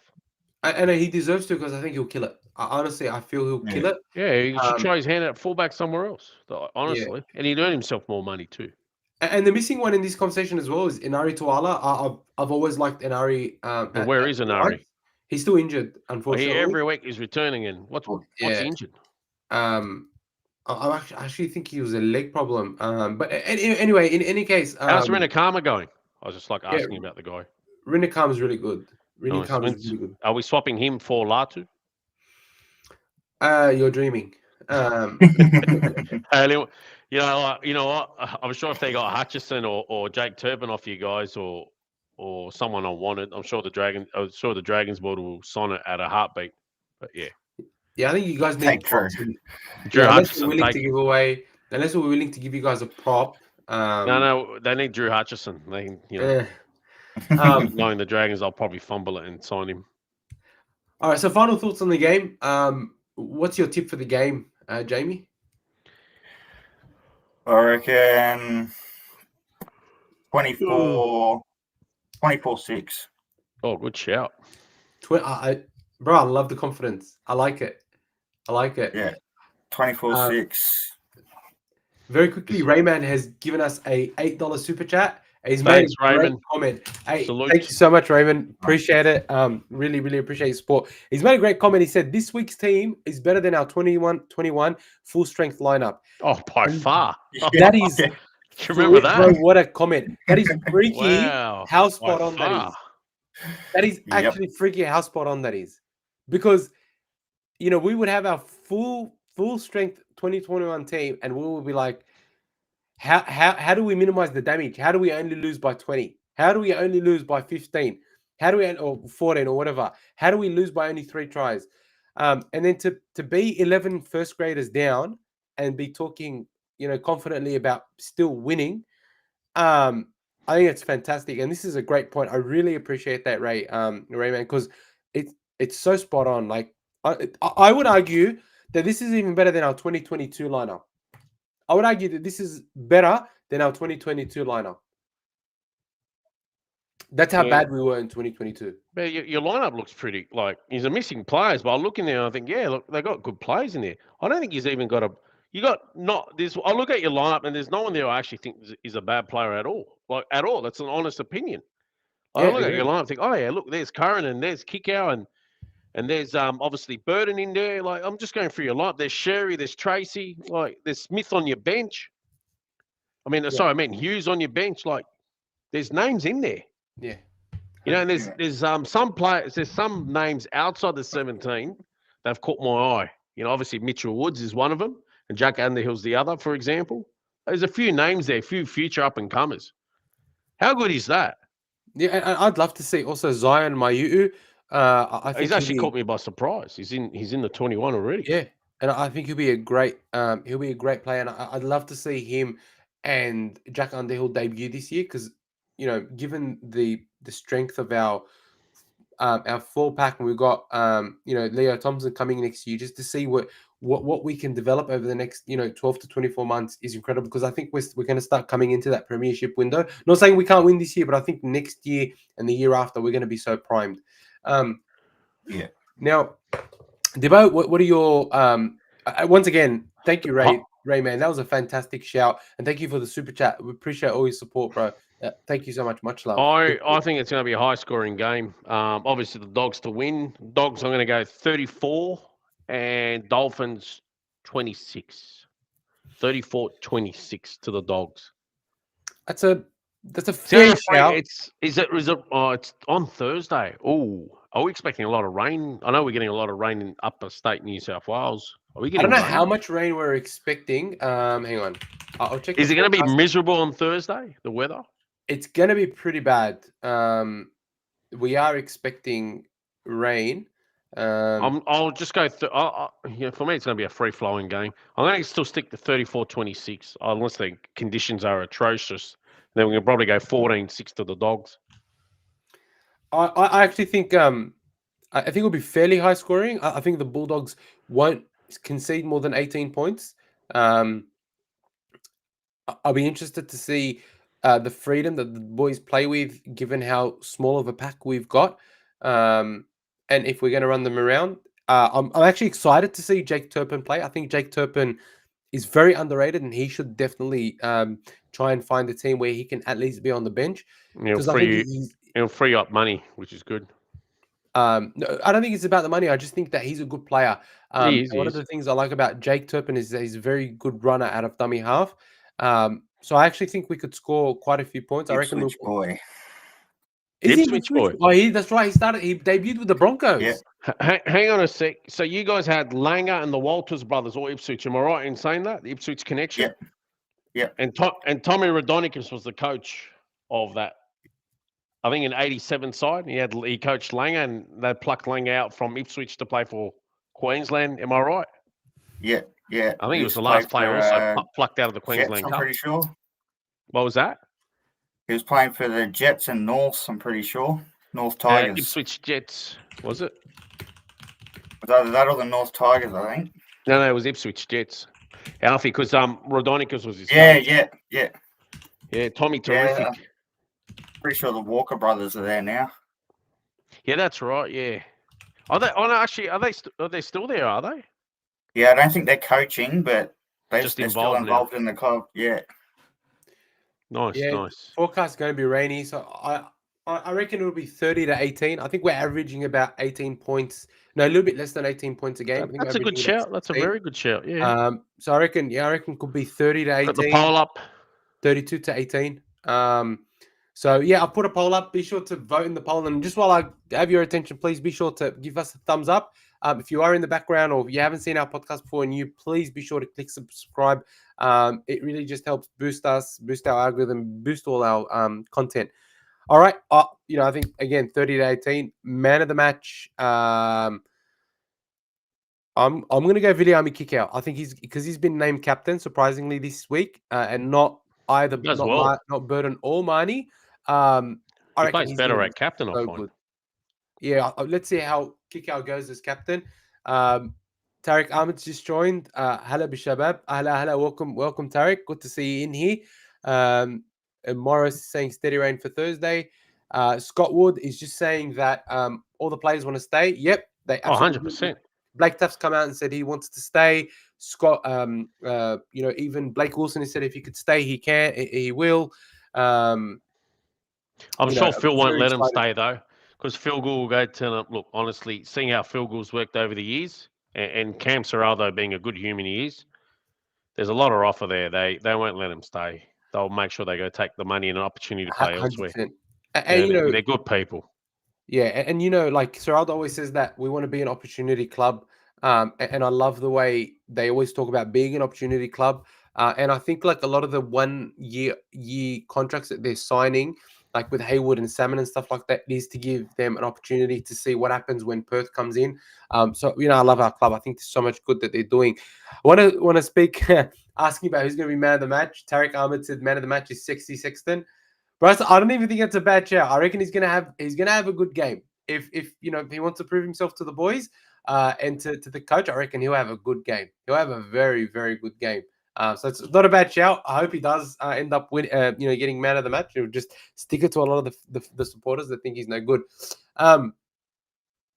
Benny the Bulldog asks, guys, honestly, how far away from selection for Queensland is Reid Marnie if Harry Grant isn't fit at any given moment, in your opinions? It's a great question, Benny the Bulldog. And look, with that, I think what we can do is we'll end the doggies chat. And what I'm going to do is I'm going to bring up the New South Wales State of Origin teams, because I think they go. I mean, who else is the candidate for if Harry Grant's not there? Is there any other candidate besides Kurt Mann? He's not obviously a starter. Besides Ben Hunt, he probably won't even play Origin this year anymore. So that's what Benny's asking is how far away is Marnie? I'd say he's probably your next choice. He's probably your go-to unless they pluck a rabbit out of a hat. Is there anyone else that's a Queenslander? I think that the Queensland team's selection decisions this year have been so bad. Like, as a Blue supporter, I'm so happy with the decisions they made, because I was very annoyed to see Robert Toyer a Queenslander. Anyways, look, Robert always Toyer, the talent seems to be Queenslanders. Bloody Robert Toyer. But I think Billy Slater's a little bit cocky, thinking that he can just throw a rookie in there against one of the most dominant centers we've ever seen in Latrell Mitchell. Latrell Mitchell. You got to start him out somewhere. Yeah, but not against Latrell Mitchell. Got to give him a baptism of fire. Do you know what I mean? Like, I think there's a bit of a cockiness there, which Is he playing on the same side? Yeah, he's playing on that side. Who was his other candidates? I saw he put Valentine Holmes on the wing. What about Dane Gagai? No more reps? No, Dane Gagai, no. I think Talangi is injured. Selwyn Cobbo's injured. So, like, I just think the hammer's ass in the centers. I reckon he should be fullback. Over Ponga? Oh, well, Ponga's great, I guess. Yeah. You can't. Yeah, all right. Anyways, I guess he's got no choice. I'd love to see him at fullback in Origin. Anyways, Ponga's great. He'll have a gun game. He'll be Queensland's best. And I think he'll do it just to stick it to O'Brien, because O'Brien's a shit coach. So Tino's playing as well. Tino Asua Mala'awi. Tino's definitely going to make a big difference to them as well. Oh, what a player. So I'm just getting the Queensland Cam Munster. The team list. Bo Fermel. Yeah, I'm just gonna. Sorry, I just like rolling out names. They're such a good team. And I want to get Jamie's opinion, because obviously Jamie is a Queenslander. Queenslander. Mark Quinn. You don't remember that, do you, Jamie? Oh, you were probably too young to remember it live. I hated Mark Coyne for the next 4 or 5 years every time they brought it up, even though he was our club captain. I think I hated him for a whole month after that. We had a shit 94 season, so that made me feel a bit better. That could, anyways. So I think, like, they've chosen this team. Xavier Coates, amazing. Tabo Alfredo, great. Valentine Holmes, he's got to be there somewhere. My issue with this team is I feel like they're missing. Firstly, I think they're missing impact off the bench. He has, Benny. He has. Sorry, I'm reading the comments. Go ahead, Elmo. Yeah. I think Marnie's Marnie's he's got the niggle in him when he needs it, but he's a lot more professional and he's I a lot find more his measured performances and have controlled. improved. Out of this world. Yeah. And so, like, how does, like, I'm so shocked. Like, as if you wouldn't put Valentine Holmes at 3, right? And have Xavier Savage on the wing. Xavier Savage is a Queenslander and he's been fantastic for the Raiders. The other one that really surprises me is they haven't chosen the horse, Corey Horsburgh. Corey Horsburgh is exactly what Queensland needs. Fodawaker has been quite disappointing for the Titans. I don't think he's been that great to justify Origin selection, whereas He does Horse lift. has been fantastic. Yeah, look, the horse is unlucky to miss out. But do you find hang on, can I ask a question? Zach Hoskins, what is he, Queenslander or New South Welshman? I think he's a New South Welshman. He came And Lindsay Smith? New South. They're Penrith Junior. They're from. What a miss! Hang on. Let me check. I know Lindsay Smith is a New South Welshman. And Zach Hoskins as well. I'm checking Zach Hoskins now. Oh no, he's. Hang on. Don't tell me he's a Queenslander. He's a good player. He played his junior rugby league for the Central Charleston Butcher Boys. That's New South Charleston Wales. in Newcastle? Yeah, it's in New South Wales. Yeah. So he's from Newcastle. Yeah, Charleston's in Newcastle. Yeah. Anyways. And Lindsay Smith, rugby league player, I'm pretty sure is also he's St. Mary Saints. Yeah, he's a Penrith junior. So they're New South Welshmen. But I mean, still, they've got Ruben Cotter and Jeremiah Nene in the second row. Really? I honestly don't think either of them deserve that position. Bert Fulmer probably deserved to start before Ruben Cotter and Jeremiah Nene. I think he's been great. And then you've got like Trent Loiero over Finifuiaki. I just don't know. Like I feel like the team's missing impact. I know that they've got a great back line, but even Henry Grant, one game back, I feel like Kurtman should be 14. I think Dom Dearden hasn't been good this year either. Really, I know it's a bit harsh, but Billy's trying to stick to what he knows as opposed to what I think he needs to do. But I'm a New South Welshman, so I'm happy with these choices. I really want to hear what you think, Jamie. What about Sewer? Wouldn't you put Jaden Sewer maybe there? A chance of redemption? 100%. I think Jaden Sewer has played out of his skin. Jamie, thoughts? That's who I thought would have been in there too. Yeah, I'm not too sure about Mo, but he'll get the job done. He's a Queenslander. We always get the job done. Oh, that's why. No, honestly, that's all right, Jamie. We'll see you next week, brother. Take care. Look, Moeki Fodawaker actually hasn't been bad for Gold Coast at all this year. I think he's upped his game a bit. But watch him lift even more in that first game. Or I hope for our sake it doesn't. But watch him.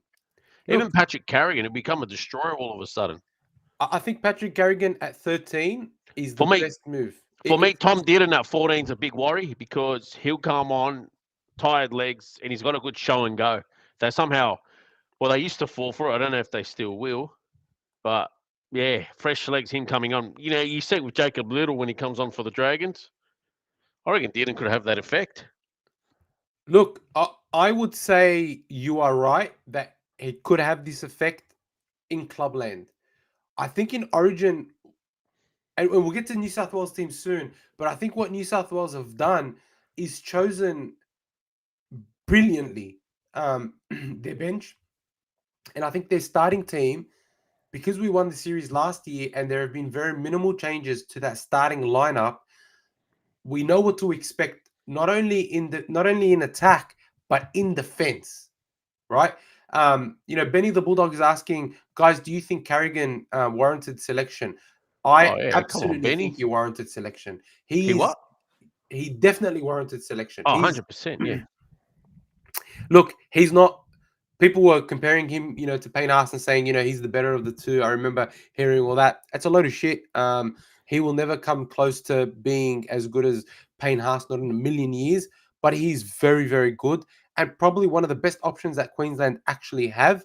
And putting him at 13, helps the defense of the Queensland team. I think it's a great move, and it's one that Madge needs to make, but seems to not be able to afford to make at the moment because of the lack of props that the Broncos have. So, I think it's a great selection. I think the positional selection is correct. So 100%. I think it's the right call. It's the right selection. Again, I'm still puzzled at the selection of Cotta, Nene, and Trent Loiero. I think Loiero is good. I don't know what impact he's going to provide. That's sort of my question there. And again, in the back line, I don't know if you can debut Toya against Mitchell. Queensland, they're in for a very, very bad time. I know it's a bit cocky, but I just think that New South Wales have a great team. I think Daly Cherry Evans is just too old to be at Origin. You can see it for the Manly Sea Eagles, and I reckon he's going to struggle a lot in defence against the likes of Angus Crichton, Hudson Young. These guys are very, very fast. They're very strong and they're very athletic. And at 36, coming on 37, I don't think Daly Cherry Evans has the defence in him anymore. I think that's going to be a worry. I also think that Valentine Holmes on the wing will find himself out of position a lot. And I reckon Lomax is going to be jumping over him a few times. Oh, actually, no, they'll be on the opposite side, won't they? Lomax should be on. Oh, he plays on the right. He's gun on the right. Yeah, so that means he'll be up against Xavier Coates. He was on the right last year as well. Yeah, so he'll be up against Xavier Coates. That's right. So, that Xavier Coates, love him. So it'll be To'o up against scaredy Valentine cat, love Holmes. It'll be Valentine Holmes up against To'o, and like To'o is just gonna. He's a bulldozer. Yeah, To'o's a freak. He's a Rottweiler. And we're right, Jamie. He's a Rottweiler on the field. Look at him. He's built like one. Doesn't He's stop. a legend. He's a tank. Matty Utah. Yeah. But he's a bigger, more robust version of Utah. Zatar says that Matty Utah. Toya is going to call Chulmit daddy by the end of the game. I think. Let's not get cocky, boys. That's not about being cocky. I think, every game Chulmit has played, especially with a good 5'8" that can get him early ball or has a good running game. The Trell Mitchell's absolutely tore it apart. Don't forget, in game 3, Trell didn't play. It was Bradman Best. And I just think that there's something special about Trell. I think that, and I said this in my New South Wales team prediction video that I put on YouTube.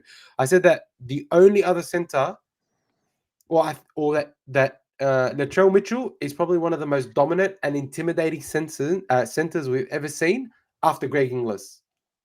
Like, I put him up there in Origin as a center with Greg Inglis. Not as good yet, but I think he's going to prove to us this year why he's such an amazing player, in my honest opinion. So that's what I think. I hope Toya does well, but I hope that Latrell Mitchell runs over him about 6 times just to score 6 tries. Like, I'm very interested to see how they protect Toya, but out there in the centers against Trell, there is no protection. It's just you and God out there, in my opinion.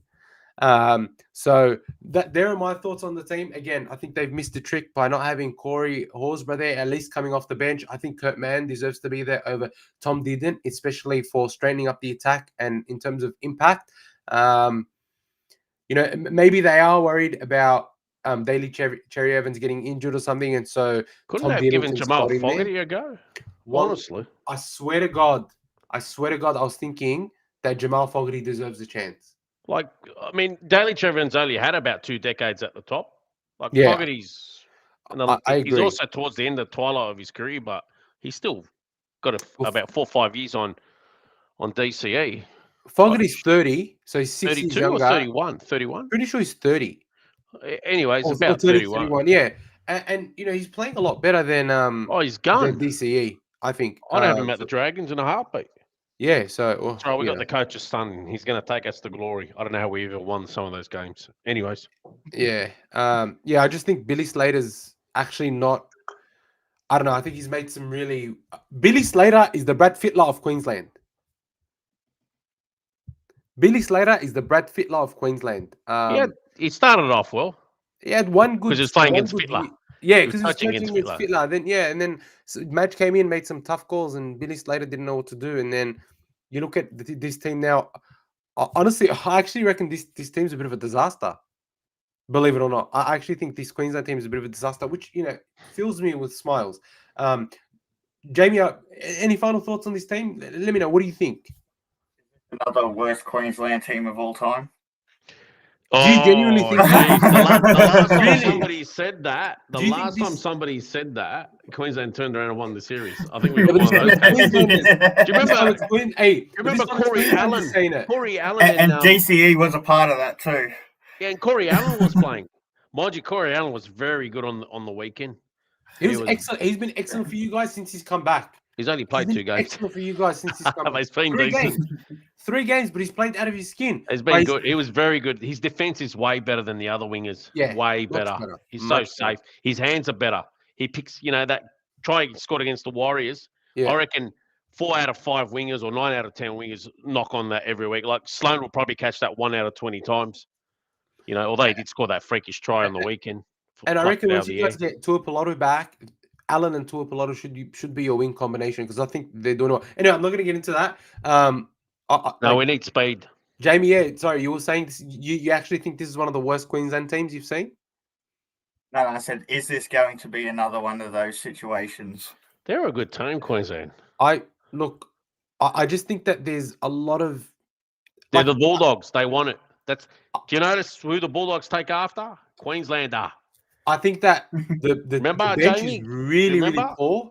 Every year, what happens? New South Wales got all this hot lineup, and Queensland plays the whole 80. They always come back at you.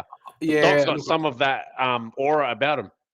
There you go. See, this team doesn't have. I think this Queensland team doesn't have any aura. That's what I'm saying. Don't. I don't think they have any like aura, that, mate. Bro, I get what you're saying. Kalen Ponga can torch teams by himself, as can Fido. I'm with you. But I wouldn't say that. Give me a second, Jamie. Your thoughts. Tell me, do you reckon this team can match it with the Blues? I think so. I think Tino's going to have a big game. Agreed. Yep. I think if Tino and Carrigan have to have big games, and then I think Pongas and probably Coates are going to have be on their toes as well. Got some breaking news from our resident informant, Bucks.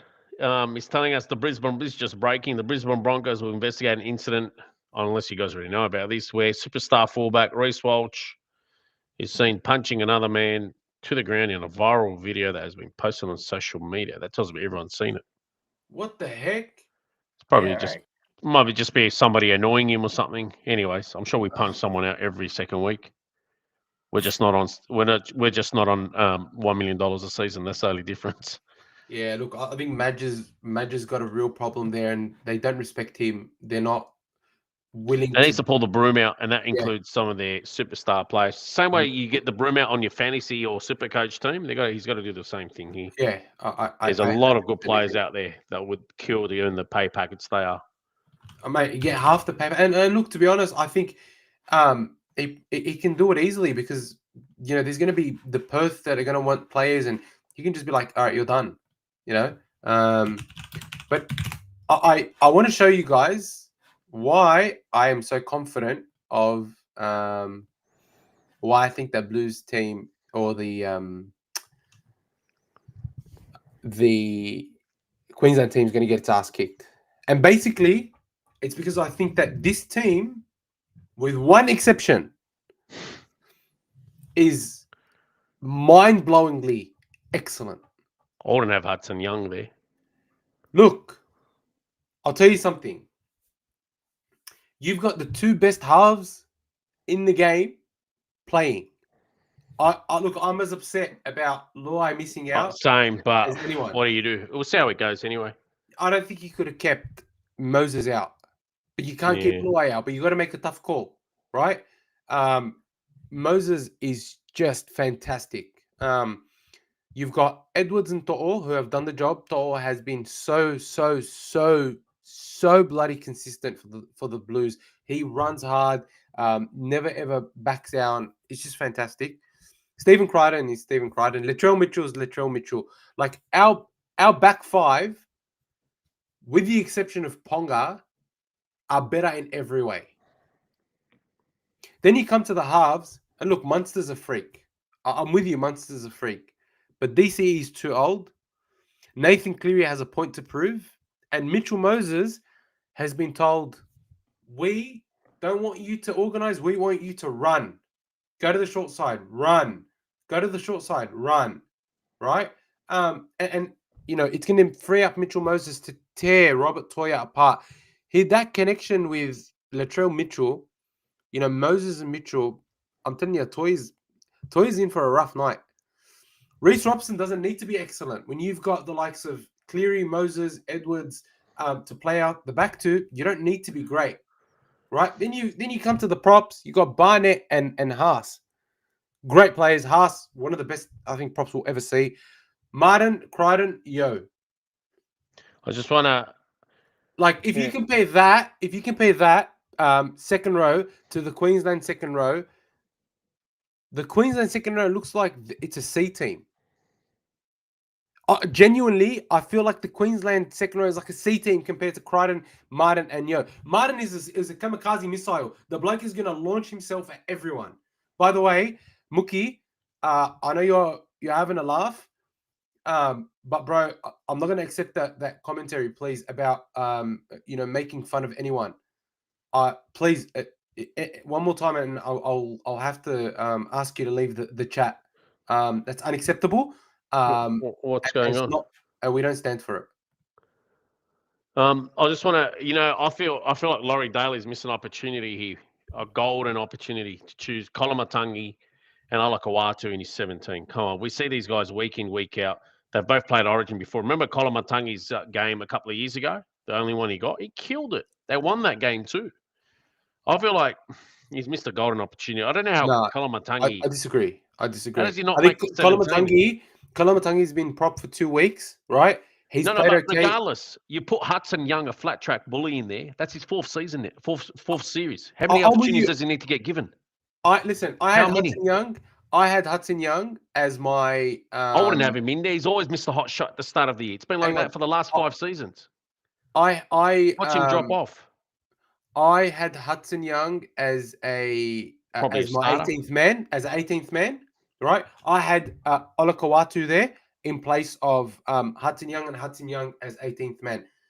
I don't even have Hudson Young in my 21 or 20. Isaiah Yo at lock, fantastic. As captain, fantastic. As leader of the pack, fantastic. Bro, this guy will go down in history as one of the best second rowers, locked captains. Isaiah Yo. He does all the good things right. He's very busy. He's very good at what he does. He's amazing. He links well with the backs. Yeah. He's a tall, rangy sort of second rower. Connor Watson. His father. Connor Watson, bro, he's been so good for the Roosters. He was so good for the Blues last year. Amazing. Spencer Leniu, bro, this guy can turn a game on his own. He can turn a game with one run. One run. He'll get you out of trouble, and Queensland will just be like, what happened? Whereas I don't think that the Queensland team has that impact. Even when it comes to being a utility, I don't think that Dearden has the same level of utility that Connor Watson does. Right? Ooh, don't poke the bear. Do not poke the bear. What was that, Jamie? So weren't people saying the same thing about the Dogs earlier in the year? We got no impact. Do not poke the bear. I'm telling you now, mate. Do not poke the bear. Look, I'm with you. I'm with you, Jamie. But this is Origin. Every decision has a cascading effect that will impact something else, right? And the way the Blues performed, I hope we win this game after all that talk. The way that the Blues performed last and year, comfortably they were great. Hey, Then where's the first game at? We still don't know. Suncorp. There you go. Ashley Klein will be reffing. Why? Why do they get so many calls up there? Besides, it's only after match put them under pressure in the media last year that the calls evened up. Did you realise? Look, Did you see the big disparity of calls in Queensland that they get up there, and then when they come down here, I'll be they get interested. such a fair run in New South Wales, and the disparity of calls up in New South Wales never get a fair run up there. Till Well, Madge actually took them he took them apart in the media last year. All of a sudden, the calls evened up. And look, the Blues haven't won back-to-back in Suncorp, I think, since 97 or 98.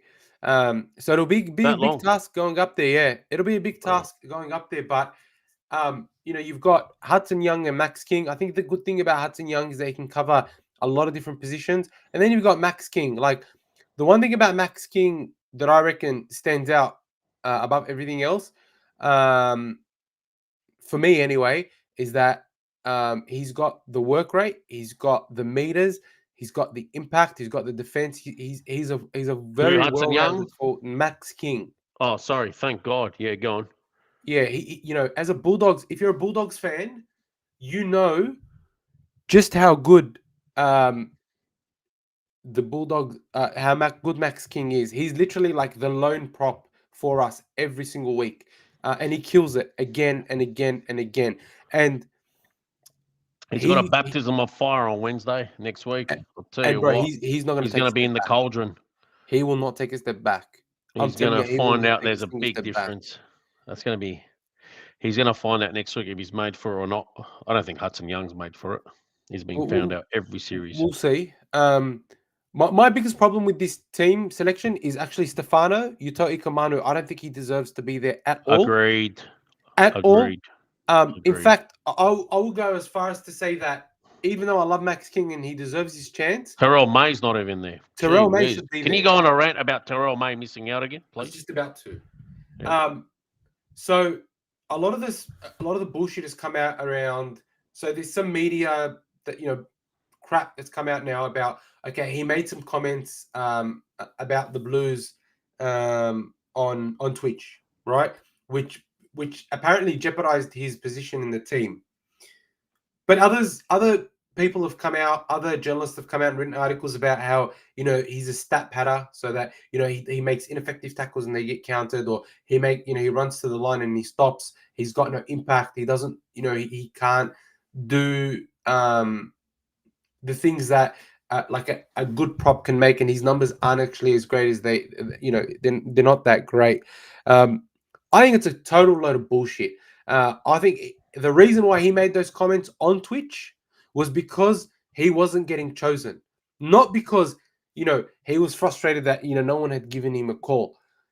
If Terrell May's name was not Terrell May, if it was Terrell Smith, Terrell Jones, Terrell Batich, I just watched that video. Terrell May would be the first forward chosen alongside Payne Haas, and I don't care what anyone says.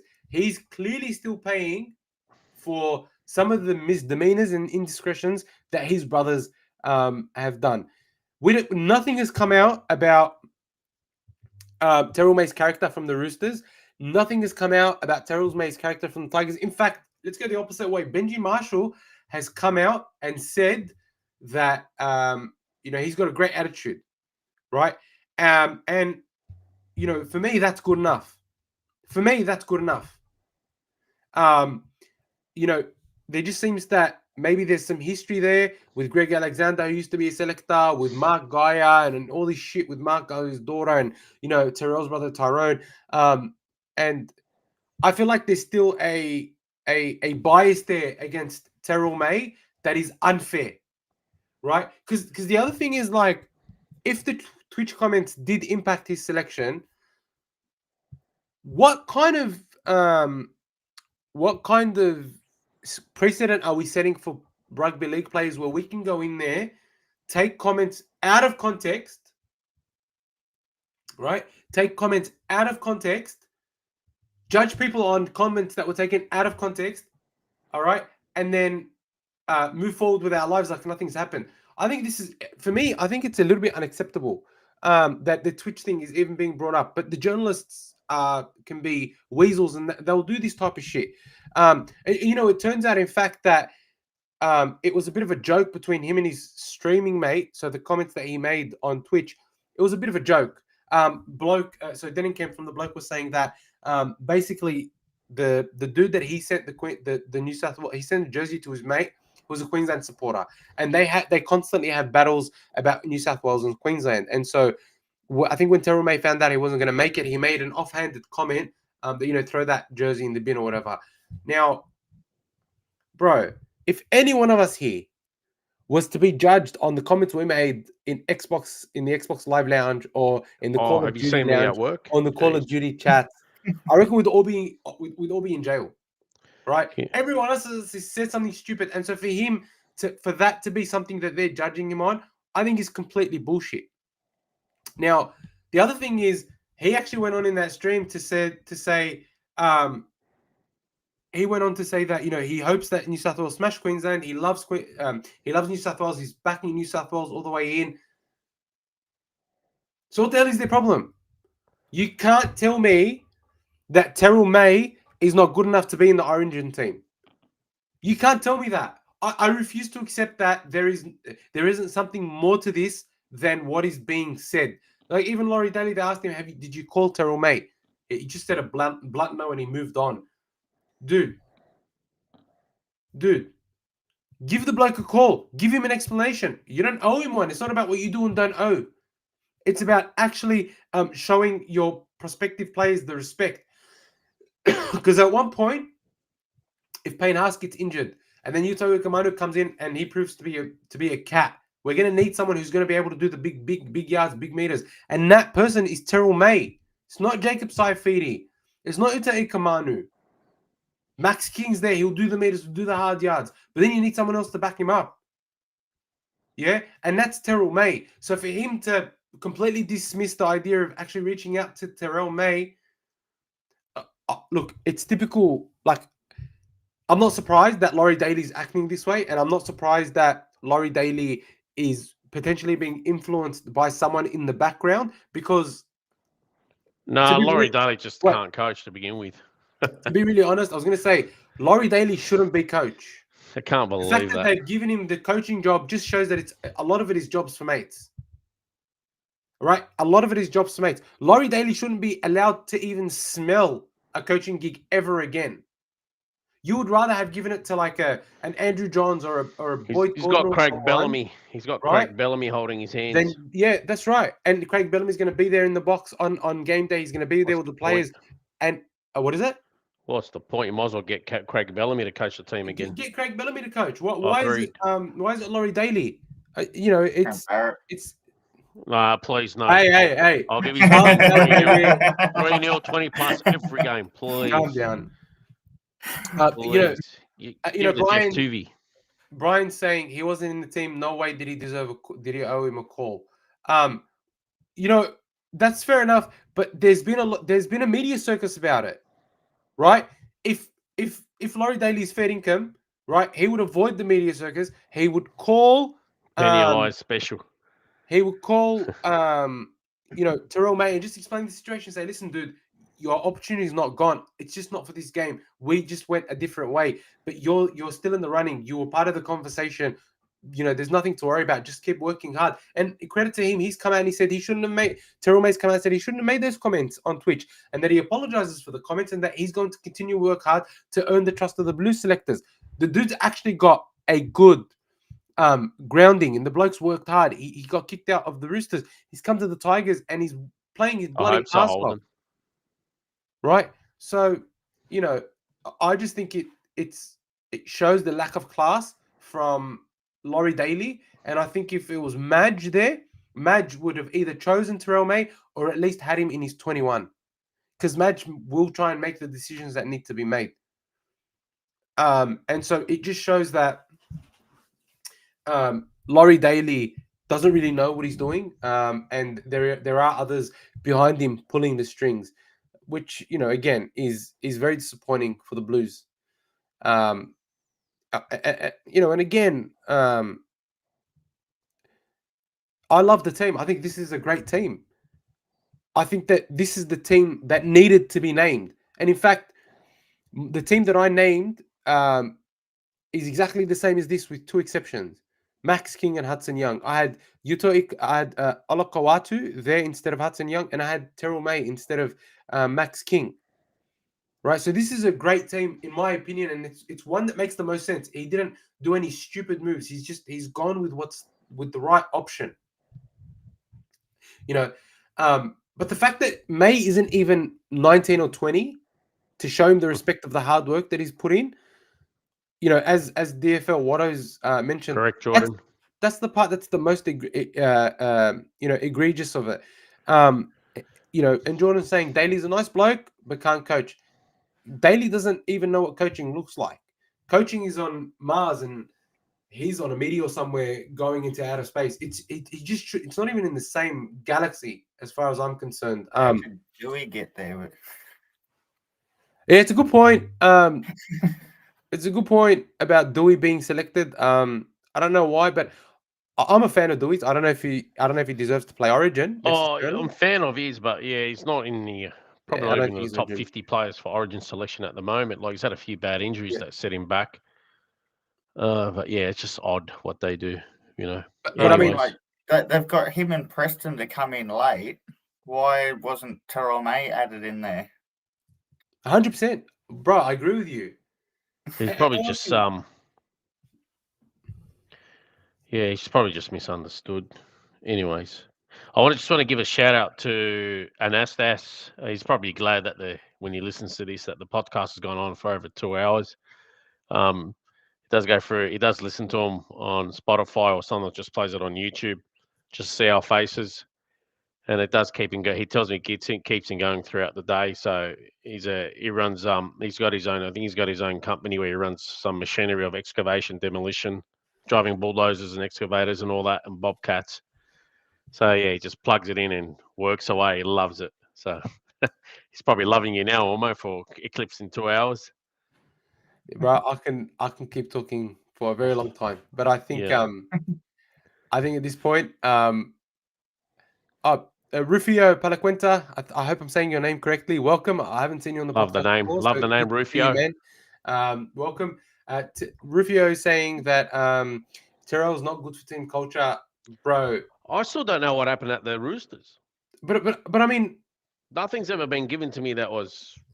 How could you say that he's not good for team culture? Like, what shows it? I don't know. I mean, I watch his vlogs. I watch his his videos. He seems like a lovely bloke. Maybe there's something we don't know. Committed, bro. I'm telling you, it's because he's a May. His brothers have done some scummy things. Is it because of the suspected white powder incident at the Roosters with Cheese?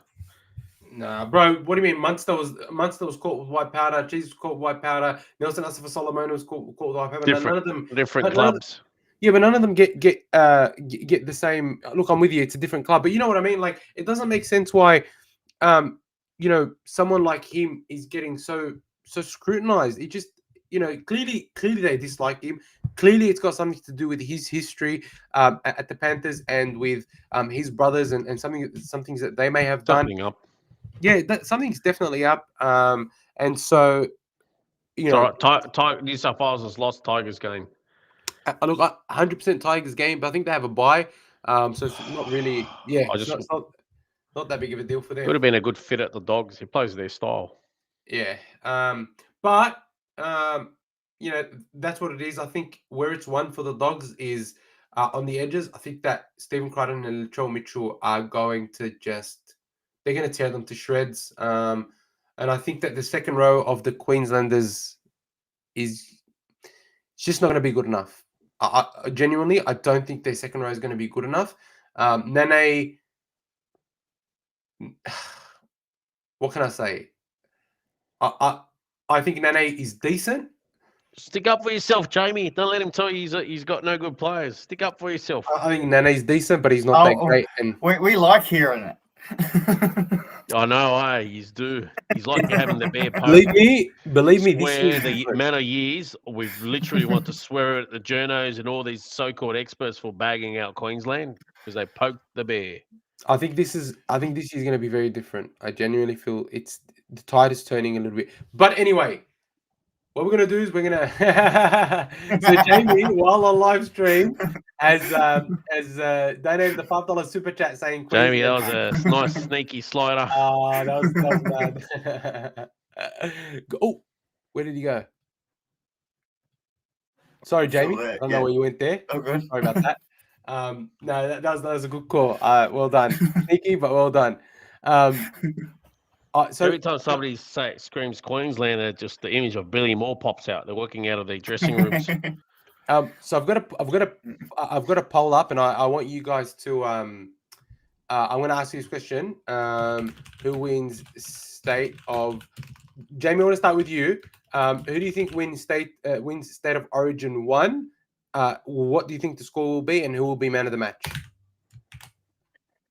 Obviously Queensland. Yep.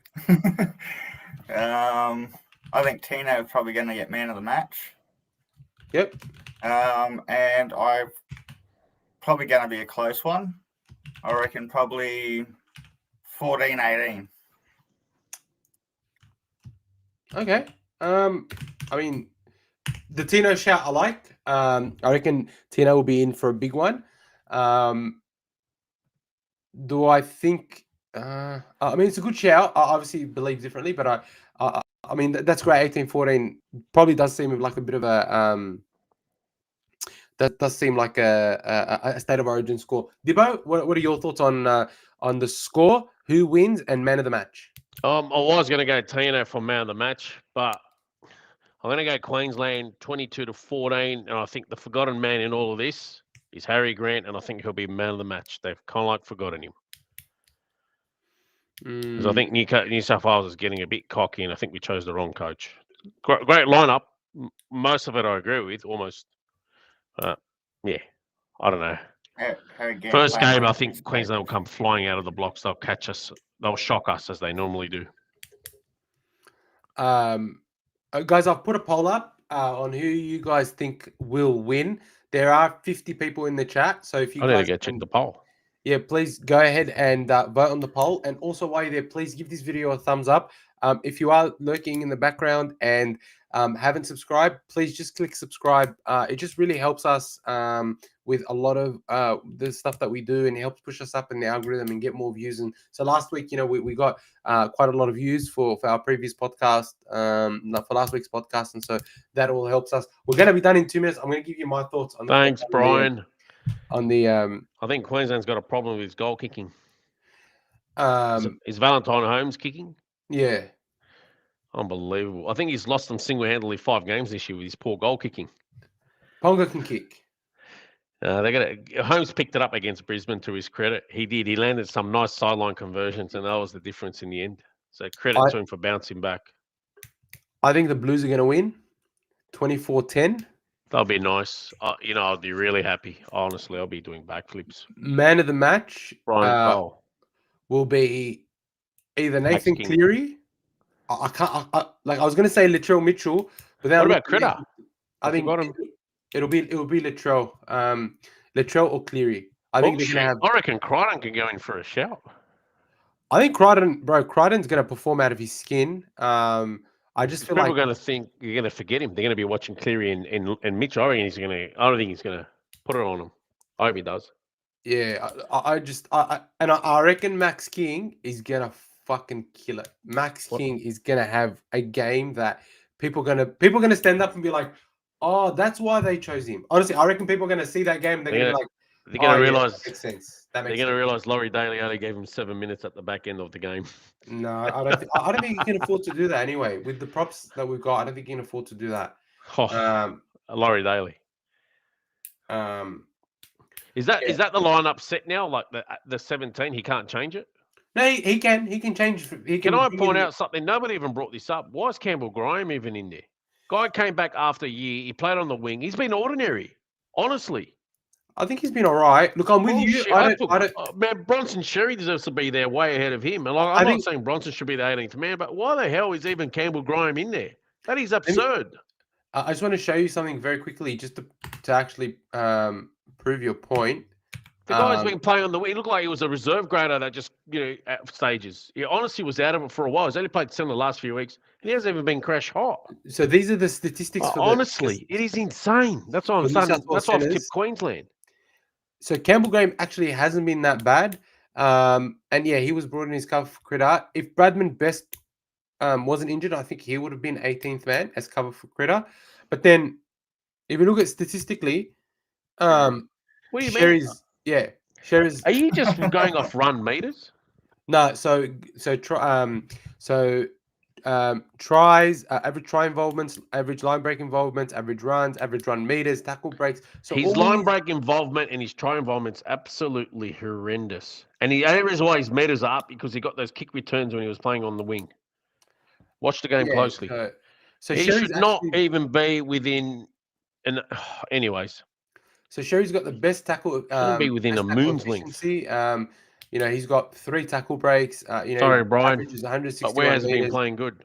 No, I think Graham has been playing good, but not better than Sherry. That's all. He hasn't even become. Are they the top 5 candidates? Was that just stats you just put in there? None of the top five candidates based on stats. Really, there hasn't been other better centers than him. They're the best 5. Really, that's insane. Yeah. He's been ordinary. No, I don't think he has. But yeah, so he's been poor. Even Sully's made more of a dent, and he's been crap. Hot take: Blues to win 3-0, whitewash. Like Ruben Garrick's not been better than him. Honestly, I can go on and on and on. Ruben Garrick's like Ruben Garrick's. I can go on and probably find 10 other setters. What about the but they don't even qualify for New South Wales, anyways. Yeah. So hot take: I think that the Blues will win 3-0. That's my hot take. That'll be nice.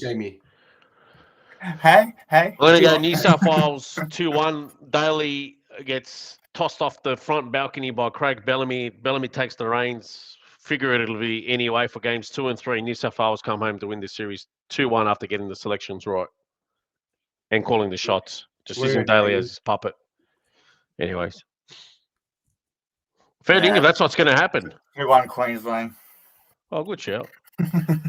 Queensland doesn't. Honestly, what's going to happen in the end? They're going to probably realise over the last few years, Queensland hasn't performed. They're going to drug Laurie Daley so Craig Bellamy can take the reins. Anyway, with that, I think we've come to the end of the show. It's been going on for about 2 and a bit hours.